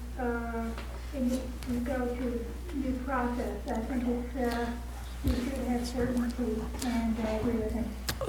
Here's what I'm gonna suggest, is we vote this, and if you guys work something else out, you can bring it back, you'll get it approved through engineering and all that stuff. But at least you've got a vote, you've got something on record, you're not gonna be delayed. And you can bring it back if we're gonna do something, if you're gonna do something different. Why don't That sounds great. we do that? Thank you. Okay, so, any other public comment? I will note that the language here says approximately, right? It's On the but, notice of the public hearing, yeah, approximately 20 feet. but then the permission to dig is 30 feet. I'm going to read the exact language that was in the notice, Okay. and then how it's worked out with engineering, you know. Okay, so I will move that we approve the petition of Crown Castle NG East LLC for permission to construct on a location for a pole and a line of conduit with necessary cables therein under the following public way: Babcock Street, relocate the existing pole at the intersection with Dwight Street approximately 20 feet to the north, and install new conduit from the handhole at the intersection with Dwight Street westerly, northerly, and easterly, a distance of 30 feet to the relocated pole. All those in favor, please say aye. Well, hold on one second. Can I just query Mr. Ditto on this? If we said westerly, northerly, and easterly, a distance of 29 to 30 feet, is that okay? Or do you think it has to say exactly? What's your feeling about what this vote has to say? I mean, because I don't, these people are new in town. I don't Yeah. want to give them a hard time if they wanted a foot over. That's fine. Okay. So we're going to have to hand mark each of these. What does 29 to 30 feet give you? Yeah, really. She says she wants it a little bit off from the tree canopy and willing to have it closer to the front entrance of the house, I think, if I understood. And so, if I understood correctly, being able to move it a foot over might be appealing to these people, and doesn't really substantially impact the notice, I think, that neighbors had. Do I have that right, or? I thought it was in front of her door that she had a concern with. I don't think No, it was closeness to the tree that was the problem, I think. So I appreciate the effort to be accommodating, and I'm with you in that regard. But at the end of the day, this is a type of easement that we're granting. And easements are legal, recorded documents, and they've got to be very specific and airtight. Otherwise, you open yourselves up to questions in the future, and as I said a few moments ago, there's potentially liability issues. So I won't vote for language that's not very, very specific. Well, this is not an easement, this is. It's a grant of location. It's a grant of Steve. location. But you're giving permission to occupy a portion of the town's property. But the easement, once written, will be very specific. Well, I mean, This is your easement. This is the grant of the easement right here, so to speak. and this is gonna be filed with the. Yes. Yeah. Goes down to town clerk as well as the engineering. right, and it has this very specific language, easterly a distance of 30 feet. It's already written out, it's been noticed. I'm kind of with Selectman Franco. Again, I don't. But, you know. Yeah, I don't want to be a pain about this, but if we start giving ambiguity, it's going to cause problems later. Yes. Yes, ma'am? Hi, my name's Jasmine Vardakar. I live at 94 Babcock Street, right next door to our new neighbors. I'd like to welcome our new neighbors, and I understand they need the driveway, which already is built, by the way, just they don't have an entrance to it. I just had a question. Are we relocating the pole 20 feet Or, and then there's something else that's being relocated 30 feet, which was what? No, it's those, the 20 feet is just to, it's setting the location. It's 20 feet to Dwight Street, and it's 30, it's not going to move 20 or 30 feet. It's moving a few feet, right? No, I think it's moving 20 feet. Oh. Okay, just maybe explain this a little bit. The pole is physically gonna be 20 feet. Oh, from it the is. existing location. Okay. So to get at that 20 feet, we have to go, and this is where we get in the direction, we have to go north, east, and then south. So we have to go over, down, and then back in again, and that's the 30 feet. So it's 30 feet of conduit, which gets your pole 20 feet from the existing location, if that makes sense. Okay. Yeah, that's what I thought, so I Well, was the- getting a little confused. Yeah, it is very confusing. Yeah. Okay, I'm leaning now toward, we ought to just leave it the way it's written, because it's too confusing. Because actually, if you say 29 feet, that Yeah. actually buys you 6 inches because, Yeah. or less than 6 inches. Well, anyway. If you say 29 feet, you're moving it 50% farther than it was. Oh, no. No. We're saying the way Selectman Daley was constructing it, it was the wiring run. Yeah, the wiring run. Which, so we're allowing a shorter wiring run, and being that you have to go out, up, and over, you're not getting, you're potentially not getting a foot. It's insignificant in terms of the placement of the pole. Okay. So, Well, I guess the answer is then that we vote it the way it is, and if they want to work something else out and come back, and we Right. renotice the then you thing. have something approved, and if it doesn't work out, you just go ahead. If not, you come back. Ms. Frawley, welcome. Thank you. 2 questions.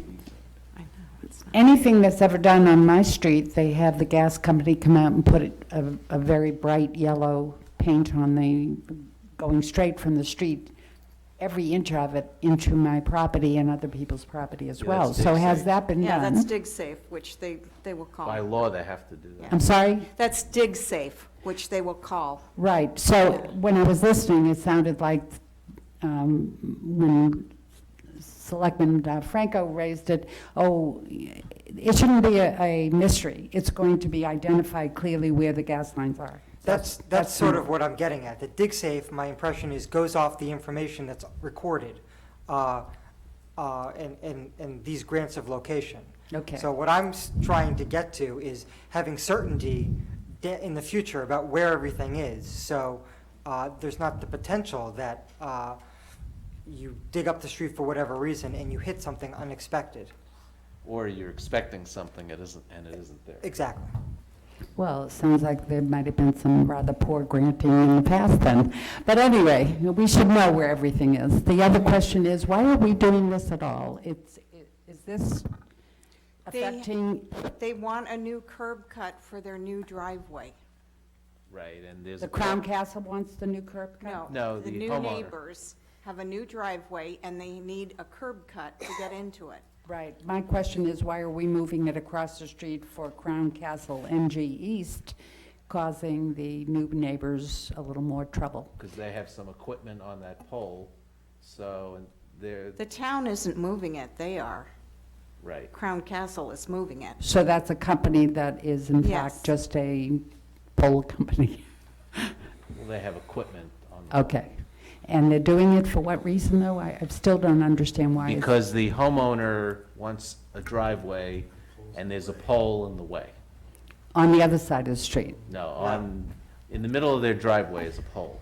So in order to be able to get cars in and out, they want to move the pole 20 feet over. Oh, I misunderstood then. I thought this was moving clear underground across the street. No. No. No? Thank you. Just moving it 20 feet. Thank you. I appreciate the clarity. Okay. Thank you. I have a question, just to clarify in my mind, and maybe this is nitpicking. What is being filed? And this first sheet, the paper is not being filed, and the description here is different from what is actually going to be filed, which is an amendment to It's- the. It's on page grant of location. 9-4. with copies on 9, 5, 6, 7. It's a lot of signing.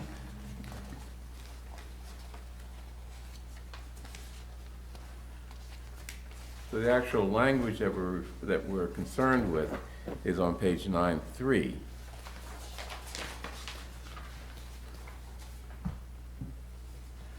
Well, this. Right, 9.3 is the petition, This 9.4 is the 20 grant. feet and the 30 feet is on. Okay. Yeah. Are we ready to vote? Yeah, I'm sorry. I think we have to just vote the language the way it is. But if you want to do something different, you can come back. Okay, so I'm going to move that we approve the petition of Crown Castle NG East. Didn't I say that already? Okay. Yeah, I think you made the motion. Okay, the so- motion is on the table. All those in favor, please say aye. Selectman Daley? Aye. Selectman Franco? Aye. Selectman Heller? Aye. Selectman Green? Aye. Chair votes aye. Thank you. Thank you. Okay, now we turn to warrant articles, and this is the beginning of our review of warrant articles for the November special town meeting. And tonight, we have 1, 2, 3, 4, 5, 6, 7 warrant articles. And the first one up is Article 15, the solicitation content neutral article, and it's submitted by the police department. So I see Chief O'Leary here to tell us about it. Yes, good evening. This is requesting a couple of words be struck from bylaw 8.20. A couple of words is soliciting money. Because the bylaw as written after consultation with the town council is not in compliance with the recent court decisions, both locally in Massachusetts and in the Supreme Court. We, in the past, believed that we could use that bylaw to stop people panhandling and soliciting for money when we had a complaint in different sections of the town. Back a couple of years ago, we took a look at it based on some of the complaints that we had up in the Coolidge Corner area, and we met with town council.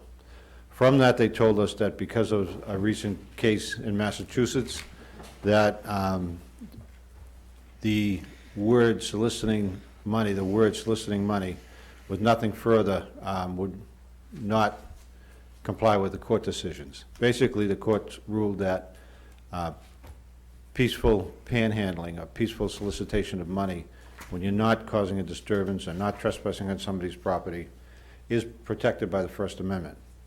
So in 2014, we put out a training bulletin to our officers. We told our officers that that bylaw as written, it could no longer be enforced. And then we waited to get an opportunity to come back before the board to see if we could change that bylaw. We just think, and then came, fast forward to December of 2015, the Supreme Court passed a law that said that everything had to be content neutral, which again ruled our bylaw as unenforceable and in violation of the First Amendment. So what we're asking now is to remove the soliciting money from that 8.20. We feel that we have enough tools if somebody is aggressively panhandling and disturbing the peace in an area, trespassing on private property, including some businesses, and are assaulting other people in their efforts to collect some money. So we have enough tools in the laws that are already in effect to prohibit and clear up any kind of aggressive panhandling. But this bylaw includes peaceful panhandling, which is lawful. So to clear up a lot of confusion, both with our community, our business people, and with the police officers themselves, I think it's in the best interest of everybody to take the wording out.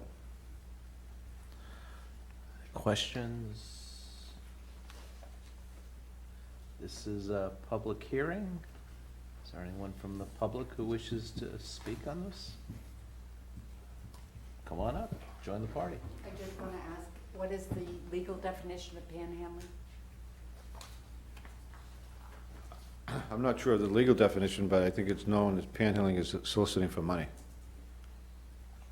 Other than that, I'm not sure, but that's how I would interpret it. Okay. Does anyone know whether panhandling includes the charitable organizations that have people out soliciting money on the street? We have a separate... For charitable purposes? No, there's a separate bylaw for that, and that would not, we did not include that at all in times past under this bylaw. It's covered under another one, which is fine. That's protected. They all they have to do is just give us their name and where they're going to be, and they can go out and solicit. They also have to register with the state, so. I'm not sure if we get that from all the political and... Well, no, I mean charitable The organization, well, we asked the people that, under the town bylaw, the people have to let us know, or the organizations usually let us know. Like, an example is Greenpeace. They usually submit, fax us or email us a list of names of people that will be solicited in a certain area and the times that they'll be there. So they're pretty good in complying with that. Okay, what I'm going to do, I guess, I'd like to go through these, and then we'll see. Some of these are pretty straightforward in tonight's group, and I'll see what folks are comfortable voting, unless you just want to vote it, or should we wait? I think we could vote this one. I mean, if the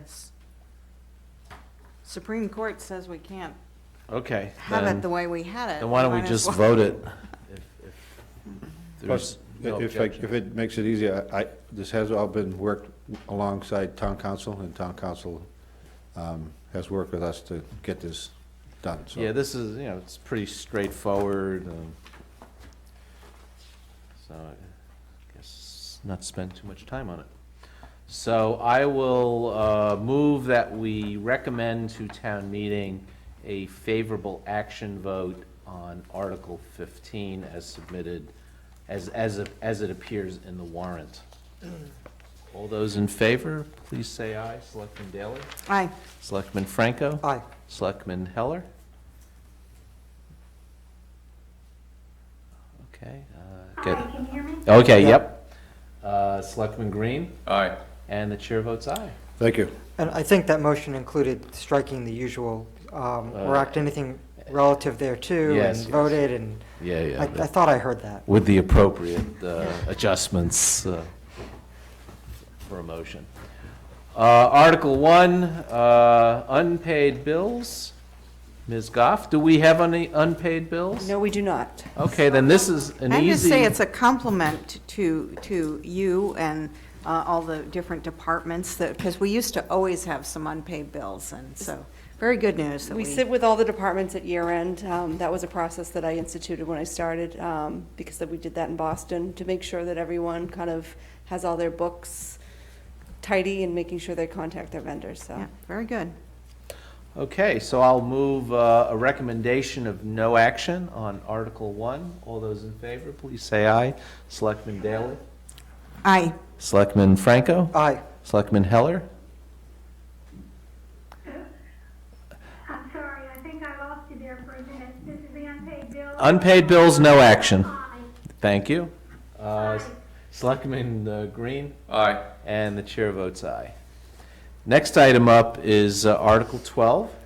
So Article 12 is related to our DAS system, our digital antenna system. The board may be familiar that I brought this in front of you in order to place this item on the agenda. And also, you review grants of locations related to the DAS. Crown Castle is one of our DAS systems. This one is connected to Extenet. It's a 10-year lease that town authorized a little over 10 years ago. The lease didn't commence until we actually had the company up and running. So the 10 years is about to expire. It's going to expire in 2017.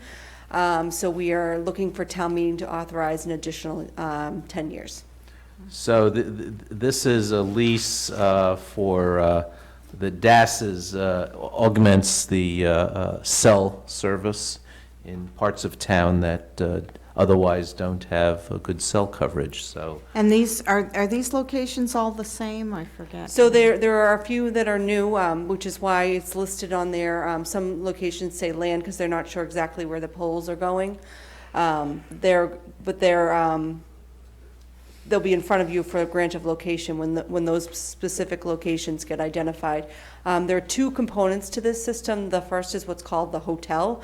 It's not a real hotel that brings in nice tax revenue, but it's actually housed at the Municipal Service Center, and then there are the wires and poles that they also need access to as well.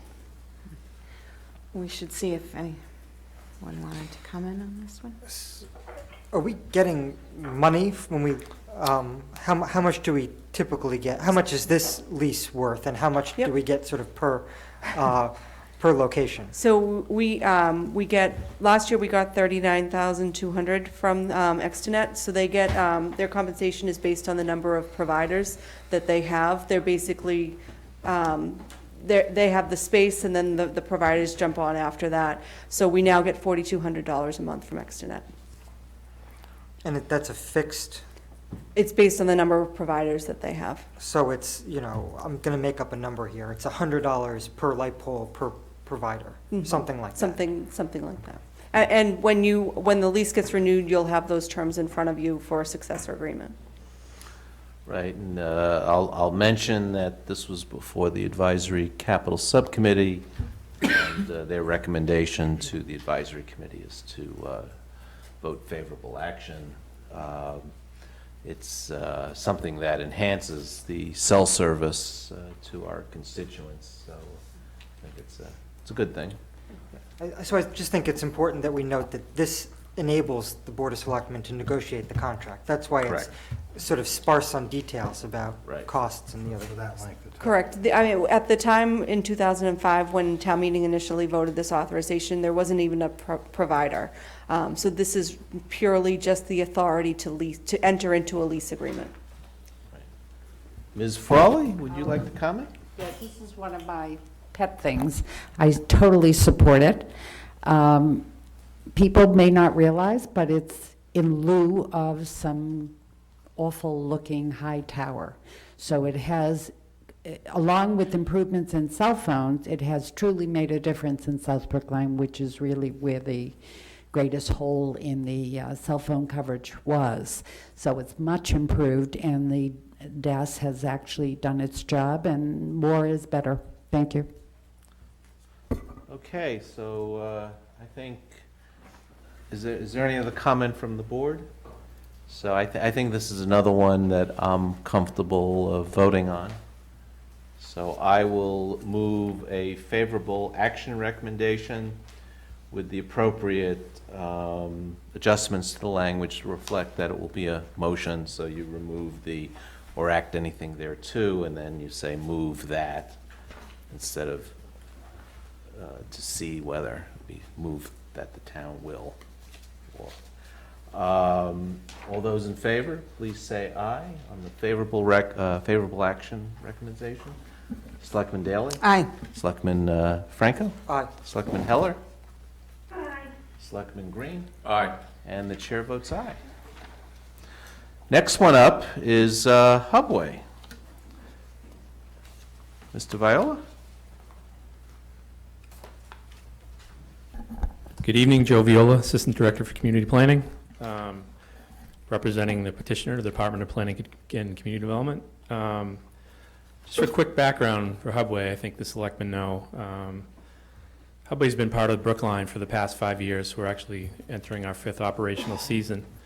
And it's 5 years of providing a great amenity for residents, keeps cars off the road, and provides a viable transit opportunity for both residents of the town and the region.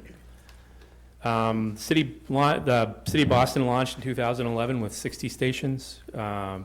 Somerville, Cambridge, and Brookline launched the following year with Brookline deploying 3 stations in 2012 and an additional station in 2013.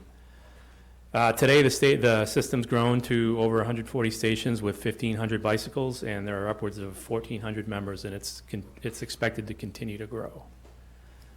Related to the Warren article, it asks that town meeting authorize the Board of Selectmen to execute a contract of up to 10 years with the operator of Hubway. Our current contract with the operator Motivate lapses in April 2017.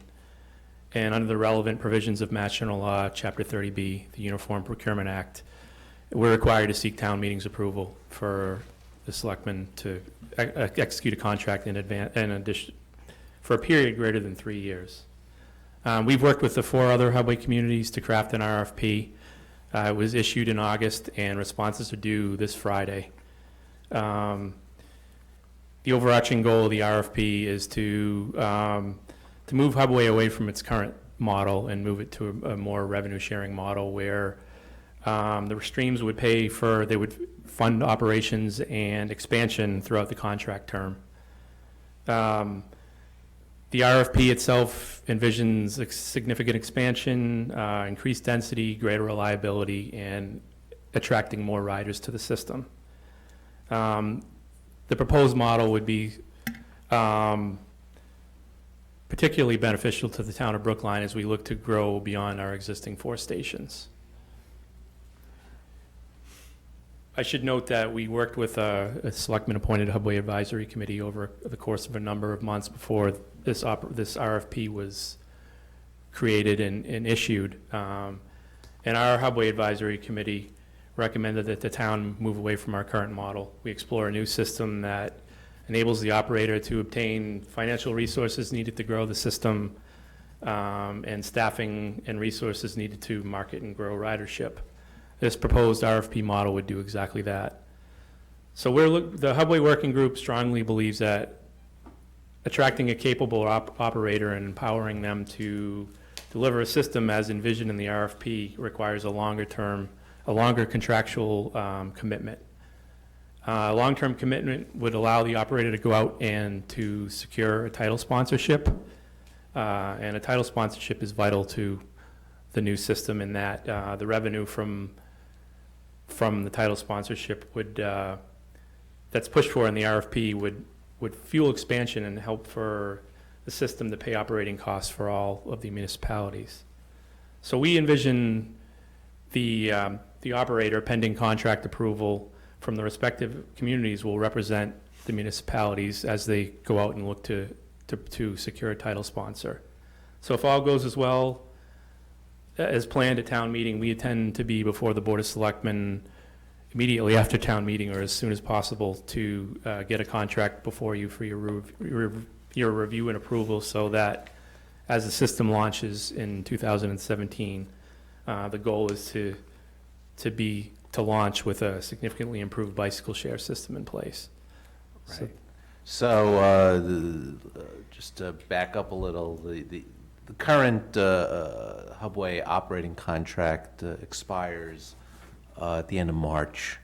So the 4 communities through the MAPC, Mass Metropolitan Area Planning Council, have issued an RFP. The thinking of the 4 communities is we need to offer a longer term than 3 years in order to attract an operator who's willing to invest in the system.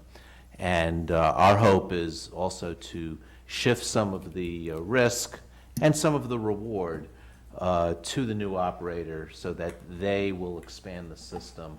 Currently, if we want to expand the system, it's municipal money. So we want to get away from that model as much as we can. And this empowering the selectmen to enter into a contract of more than 3 years is a piece of trying to make that possible. So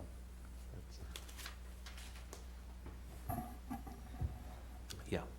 So any questions from the board? Well, my only concern with the 10-year contract, I understand the where we're trying to get to. But in the memo that we got along with this warrant article, it may actually be even in the warrant article explanation, there's mention of the fact that, that Alta sort of went through an organizational change. They were sold, and our most recent experience with them is that they haven't really done a great job paying attention to us. So that to me indicates that this is a market that's in a little bit of flux, and I wouldn't want there to be sales consolidations where then we're left with a provider that isn't giving the system or giving us due attention. So, I mean, I'm not naive to the fact that, you know, nothing risked, nothing won here, but is there some way that we can, is my concern totally off base, or is there some way that we can structure the contract when it's appropriate to Yeah, the contract, the RFP does have certain performance standards and mechanisms to enforce it. I'm sure it's not going to be perfect. Realize, too, that we're one of 4 communities in this, and we are the smallest player. So in many respects, we're kind of, we have a seat at the table, but we're not driving, so to speak. So my recollection is that Hubway is a collection of a bunch of different vendors. There's a payment processing vendor, and then there's an operating vendor. Am I making this up, or am I? Motivate is the operator. Motivate does engage, for example, call center. They outsource manufacturing of the stations and bicycles. They work with the manufacturers on behalf of the system. But Motivate itself is the operator, and they handle all the third-party things that need to happen. Our contract is with Motivate. Okay, and then they take care of everything else. Mhm. Right. They're on the hook for that. I'll note, this is a public hearing, and are there any members of the public here wishing to speak? I see none. I'll note also that the Advisory Capital Subcommittee has reviewed this. They had their public hearing yesterday, and they're recommending favorable action to the full Advisory Committee. Well, I don't think we have to follow the advisory committee always, We but don't. I would suggest that we could go forward and vote. I'll make a motion for favorable action. Okay. Yes, more Do we know if the Bicycle Advisory Committee is going to talk about this? I'm just wondering if they want to weigh in. I'm not convinced that they should. I'm just asking a question. I don't know if they were specifically invited. We noticed the hearing, but not. We can always, you know, even if we vote it, if new evidence comes forward, we can always reconsider. And there are a lot of members of the Bicycle Advisory Committee very engaged in town government, and Right, and a couple of them showed up last night for the advisory committees. And a number of them actually served on the Town of Brookline Subway Advisory Committee. Right. even better. Mr. Martineau, did you? You have to come to the microphone. In response to Selectman Franco's question about the Bicycle Advisory Committee, I'd note that I met with them prior to the release of the RFP and around the time where the Hubway Advisory Committee, the town's Hubway Advisory Committee, was making their recommendations for what should be included in the RFP. So they're in the loop on what's going and what the likely outcome would be. Perfect. The hope is, in the end, that the Hubway system in Brookline grows and will operate more efficiently and better with less risk to the town and without the town needing to invest substantial resources. That's the hope. Whether we can achieve it is another story, but that's our goal going into this. And that's the goal of the other communities too. So I'll on Selectman Daley's favorable action recommendation motion. All those in favor, please say aye. Selectman Daley? Aye. Selectman Franco? Aye. Selectman Heller? Aye. Selectman Green? Aye. And the chair votes aye. Great, thank you. Next item is the Article 27, Brookings Square. Hello, Ms. this is Goff. a recommendation of the naming committee. Just wanted to kind of set the stage before Bill jumps in. So this warrant article is to honor a veteran. When I was filing it, town council recommended that I actually specify the location, which is why you have a utility pole with a number on it. The Human Services Subcommittee of the Advisory Committee looked at the location and thought there was a better pole. So what I would recommend would be for you to have your public hearing tonight and wait to see what the advisory committee does so that we're in line and don't have to revote it. But what Are I you don't. going to take a stand on the poll? Well, what I don't get is, I mean, usually people get a square or an intersection. The and intersection's not a little just awkward. pole. It's not really it's near the Audi dealership, so there's no kind of real square. So it was the closest thing that we could find that we could appropriately name. Okay. Mr. McGrody? Actually, brought handouts. You may have these, I'm not sure, but I also put a map which kind of shows what they're looking at, so I'll pass them out real quick. Oh, let's see.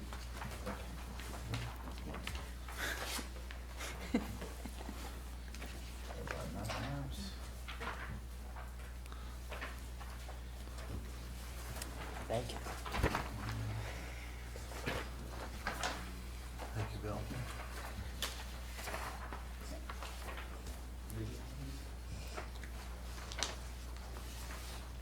Essentially, we don't do honor squares too often. The last one we did was in 2005 for a gentleman from Thorndike Street that was killed in the Korean War, Mr. Adler. This is for Lieutenant Walter F. Brookings, second lieutenant, who lived in 26 Cypress Street and was killed during the Second World War. He was on a bombing mission. He was the co-pilot of a B-17 bomber approximately 10 weeks before D-Day.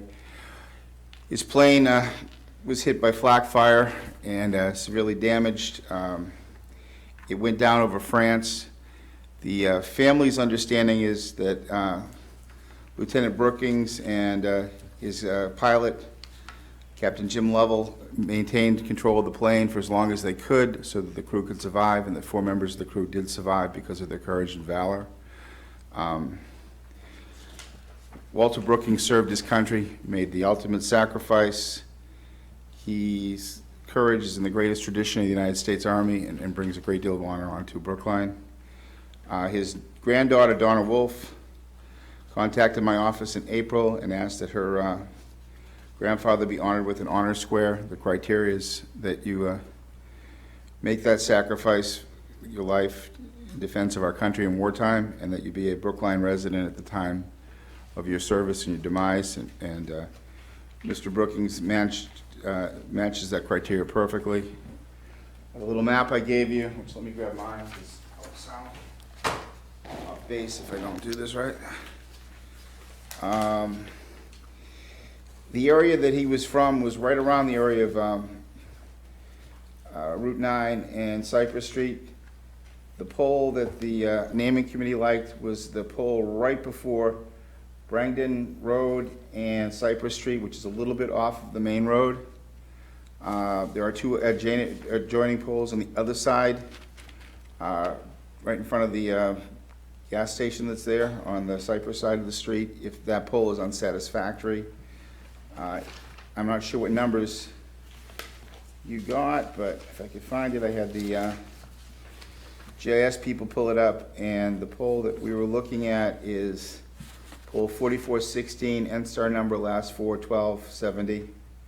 And there are 2 more poles across the street and just a little bit off center if that pole is unsatisfactory for any reason. Again, we'd like to honor this veteran. We don't honor them too many. There are 18 honor squares now, 17 for fallen veterans from World War I to Vietnam, and 1 for a fallen firefighter. This would be the 19th honor square. And if it is approved by all by the town, then we will do a dedication, hopefully next Memorial Day, as part of our Memorial Day remembrance. Okay, this is a public hearing. Do I see any members of the public wishing to speak to this? I see none. Well, I'll just say that he seems like a very appropriate person to be honored. He died while flying the bomber, and he and the pilot ended up Sacrificed going himself. down to allow, they stayed with the plane to allow others to parachute out. So he seems like a very worthy candidate, and I'd be supportive. Yeah. So I guess we'll let you guys figure out exactly what poll is the best. So we'll hold the vote, but I think you're sensing you have a supportive board. Thank you very much, sir. Again, their request was for poll 44-16, which is an RJD number. Right. And it's poll 197-1270, which is an N-star number. So you guys figure out if that's the poll you land on, just bring it back and we'll vote it. Yes, sir. Thank you very much. Okay, thank you. And last but not least are two zoning articles relating to sign content. General bylaw. Oh, one's a general bylaw, Article 13, and Article 14 is zoning. Mr. Martineau. Good evening. Good way to end the night. Thank you. So the impetus for these two articles is the same as what you heard from the chief earlier. Follows a Supreme Court decision pertaining to content neutrality and the regulations of signs and speech. This is a court case that both staff from town council's office and planning were following over the course of the last 18 months, and following the Supreme Court decision coming down. I worked with town council Patty Correa to review our general bylaw pertaining to sign regulation and also our zoning bylaw, and make the necessary changes to the language. Most of this is just a housekeeping matter and striking exceptions and any non-content neutral regulation of signs in either bylaw, striking the language. We've also taken the opportunity to do some housekeeping around what actually happens in practice insofar as how the town regulates signs. So specific to the general bylaw is being amended so it's content neutral, and also so it will regulate government speech and signs on government property only. The zoning bylaw will then regulate signs on private property, which is effectively what happens now in practice.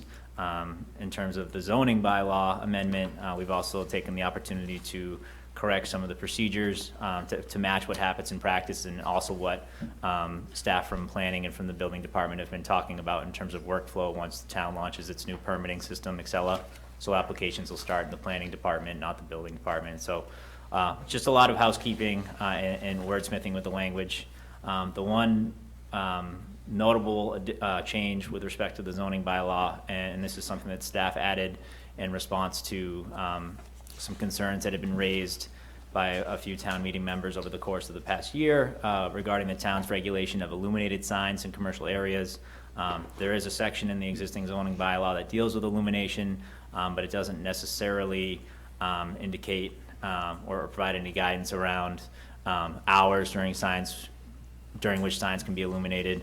The planning board generally has a boilerplate condition attached to all their approvals of new commercial signage that those signs will be installed with a rheostat switch or a dimmer switch, so during off hours the sign can be turned off or dimmed accordingly. So there's language in there proposed to make the illumination section a little bit stronger and a little bit more explicit. So when the planning board does make a recommendation to approve commercial signage, there's reference in the zoning bylaw that reinforces the intent of making sure that signs aren't super bright during off hours unnecessarily. So that's it in a nutshell. Selectman Daley. Yeah, I had a concern about Article 14. And that was section 7.01G, no A-frame or sandwich boards permitted in any district. The town puts out sandwich boards for elections. And I wanted to make sure that, I mean, it's hard enough to get people out to vote, so I want to make sure that, I just heard, I think I heard you say 14 applies to private property and 13 applies to town property. But the sandwich boards often go on, like the MBTA section of the road. I don't know whether, which of these bylaws that would be under, but I would, like to make an exception for the town's sandwich boards if that needs to be made. It's covered. We do exempt ourselves, and those sandwich board signs are placed on town property. My understanding of the MBTA stations is that's town property at which we've granted an easement to the MBTA for the purposes of the transit lines to exist. Don't quote me on that, but that's my understanding. So the election sandwich boards that are placed throughout town on town property would still be permitted. The town has always prohibited sandwich board signs on the public way for private use. Okay, but what if the MBTA wanted to put sandwich boards out on their right away? They do, like when, if they shut down Yeah. a line for maintenance, whatever, Yeah. they'll put sandwich boards up. Yeah. And So is that allowed? If they're it ought to be. Yeah, I mean, it should be, because people need to know. Well, I think that there's a distinction between signs like that are placed to make a pedestrian aware that there's construction work going on, and then sandwich board signs that are out on the sidewalk advertising the daily drink special. Yeah, I but think- the language of this section just says, no A-frame or sandwich board sign shall be permitted in any district. So it's not making any kind of distinction between an advertising sign and a public or MBTA. Why don't you run that by town council? Yeah. Just to Yeah, check I'm that. sure there are some scenarios that we may not have thought of. Yeah, but- so you make a note of that and run it by town council. But I think it's covered. Yeah. So my understanding is that the Supreme Court has decided that sign bylaws have to be content neutral. Right. What does that mean practically for us? Does anything go? Do we have any ability to say, no, that doesn't belong on a sign, to restrict the way things are phrased? Is this the wild, wild west, or do we still have some ability to make sure that there isn't objectionable material going on signs? We can still regulate time, place, and manner. And the time, place, and manner provision only upholds as so long as our bylaws are content neutral. So the planning board will still be able to review applications and make recommendations over the size, color. They won't be able to say, not this word and use this word. In the event that it's something that would be objectionable, you are allowed to regulate in that regard, so it couldn't be a swear word or something like that on the sign. The practice of content neutrality is just that, so in the planning board in their review and staff in their review of signs will need to practice that.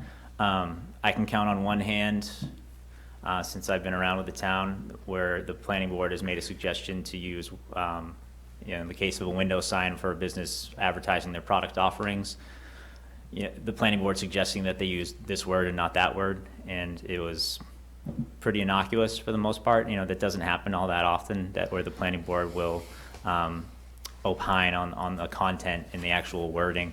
And if they are, it's usually from the perspective of trying to improve the business's outward appearance. If you think the signs are the face of the business, the planning board typically has that in mind when they're reviewing signs as well. So. But the simplified version of the Supreme Court decision is, as long as it's not objectionable, and as long as it complies with the reasonable oversight in terms of size, Yep. anything goes. So nothing in these amendments affect what the town has always done with regulating the location and size of signs, and the Supreme Court decision doesn't change that. Yeah, I think Selectman Franco is referring to sort of offensive say, sexually oriented, for example, signs. And I think that, except for the time, place, and manner, regulation, we probably are stuck with signs like that. I don't think it's come up, but, it's on the horizon, so we may have some difficulty there. And then there's also sort of just appearance issues. I mean, you can theoretically, if you're opening a Hawaiian shirt shop, have a tie-dye awning, which people may not be wild about from an aesthetic point of view, but my understanding is it would be allowed through the sign bylaw. You can still regulate aesthetics and colors. Okay. It's just content. Okay. It's- I'm mistaken. It's interesting, the case that was decided was over church lawn signs. So it was a church that didn't have a home, and they wanted to put signs around town saying where services were on Sunday. So, and that particular community was regulating lawn signs. Well, that specific subset category of lawn signs, so religious signs were treated differently than political or ideological signs, and unfortunately, they couldn't just figure it out, so. So we all got stuck. Yeah. Selectman Daley. Okay, I'm going to narrow my question down for you a little bit. And in Article 13, in the definition sections, 5.8.2, where it's defining signs, and then it says, shall not include the following, and one of them is Town of Brookline government signs, including signs permitted by the town on town property.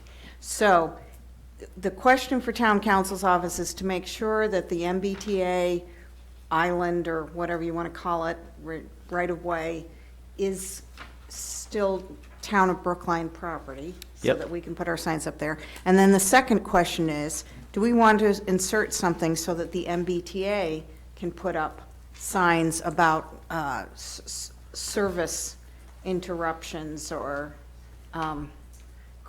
some kind of critical information for the public? Do we want to allow them, because I don't see any exemption for them. Yeah, there's right before the section that Selectman Daley cited, it says official traffic control devices. So. But that's like. A temporary sign saying, go to a bus stop instead of the subway station. Well, I think. Probably isn't included in that. That would be, it might include stop signs or lights or things like that if it's official traffic control devices. But I don't think it would include a temporary sign by the MBTA. So I think they need an exemption also. Well, if it's signs approved by the town on town property, if we're in theory approving the MBTA to have those signs for the purposes of No, maintenance. but it just says Town of Brookline government signs. Why So- can't we, why Okay, I can't we think- suggest traffic control devices or signs required, maintained, blah, blah, blah? In item 1. And then we're gonna have to run that by the moderator. Yeah. Because that could even be Yeah. ruled as broadening the warrant article. I guess, Well, it says, shall not include official traffic control devices required, maintained. I'm saying to you, my legal opinion is that those MBTA temporary signs are not covered here, and I'd like you to ask town council if we can put them in. Okay, I'll ask if it's covered, and if not, we'll ask how to work it in. Okay. any other questions or comments? I would also be interested, especially in the planning board's comments on the zoning article before we vote. And I know the zoning bylaw committee will be weighing in. The only problem there is they're meeting very late. But, so I suspect we'll need to take a vote before they meet, but if anything comes out of that, we can always reconsider. So I'm gonna hold these two warrant articles until we get. You might want to say this is a public hearing, and This is a public hearing. Do I see any members of the public wishing to speak on this? I see none. For reference, the planning board will be taking this up on October 6th. Okay, good. So that's coming up pretty soon. So that's good. Okay, thank you, Mr. Martineau. Thank you. And I think that concludes our business for tonight. Thank you very much.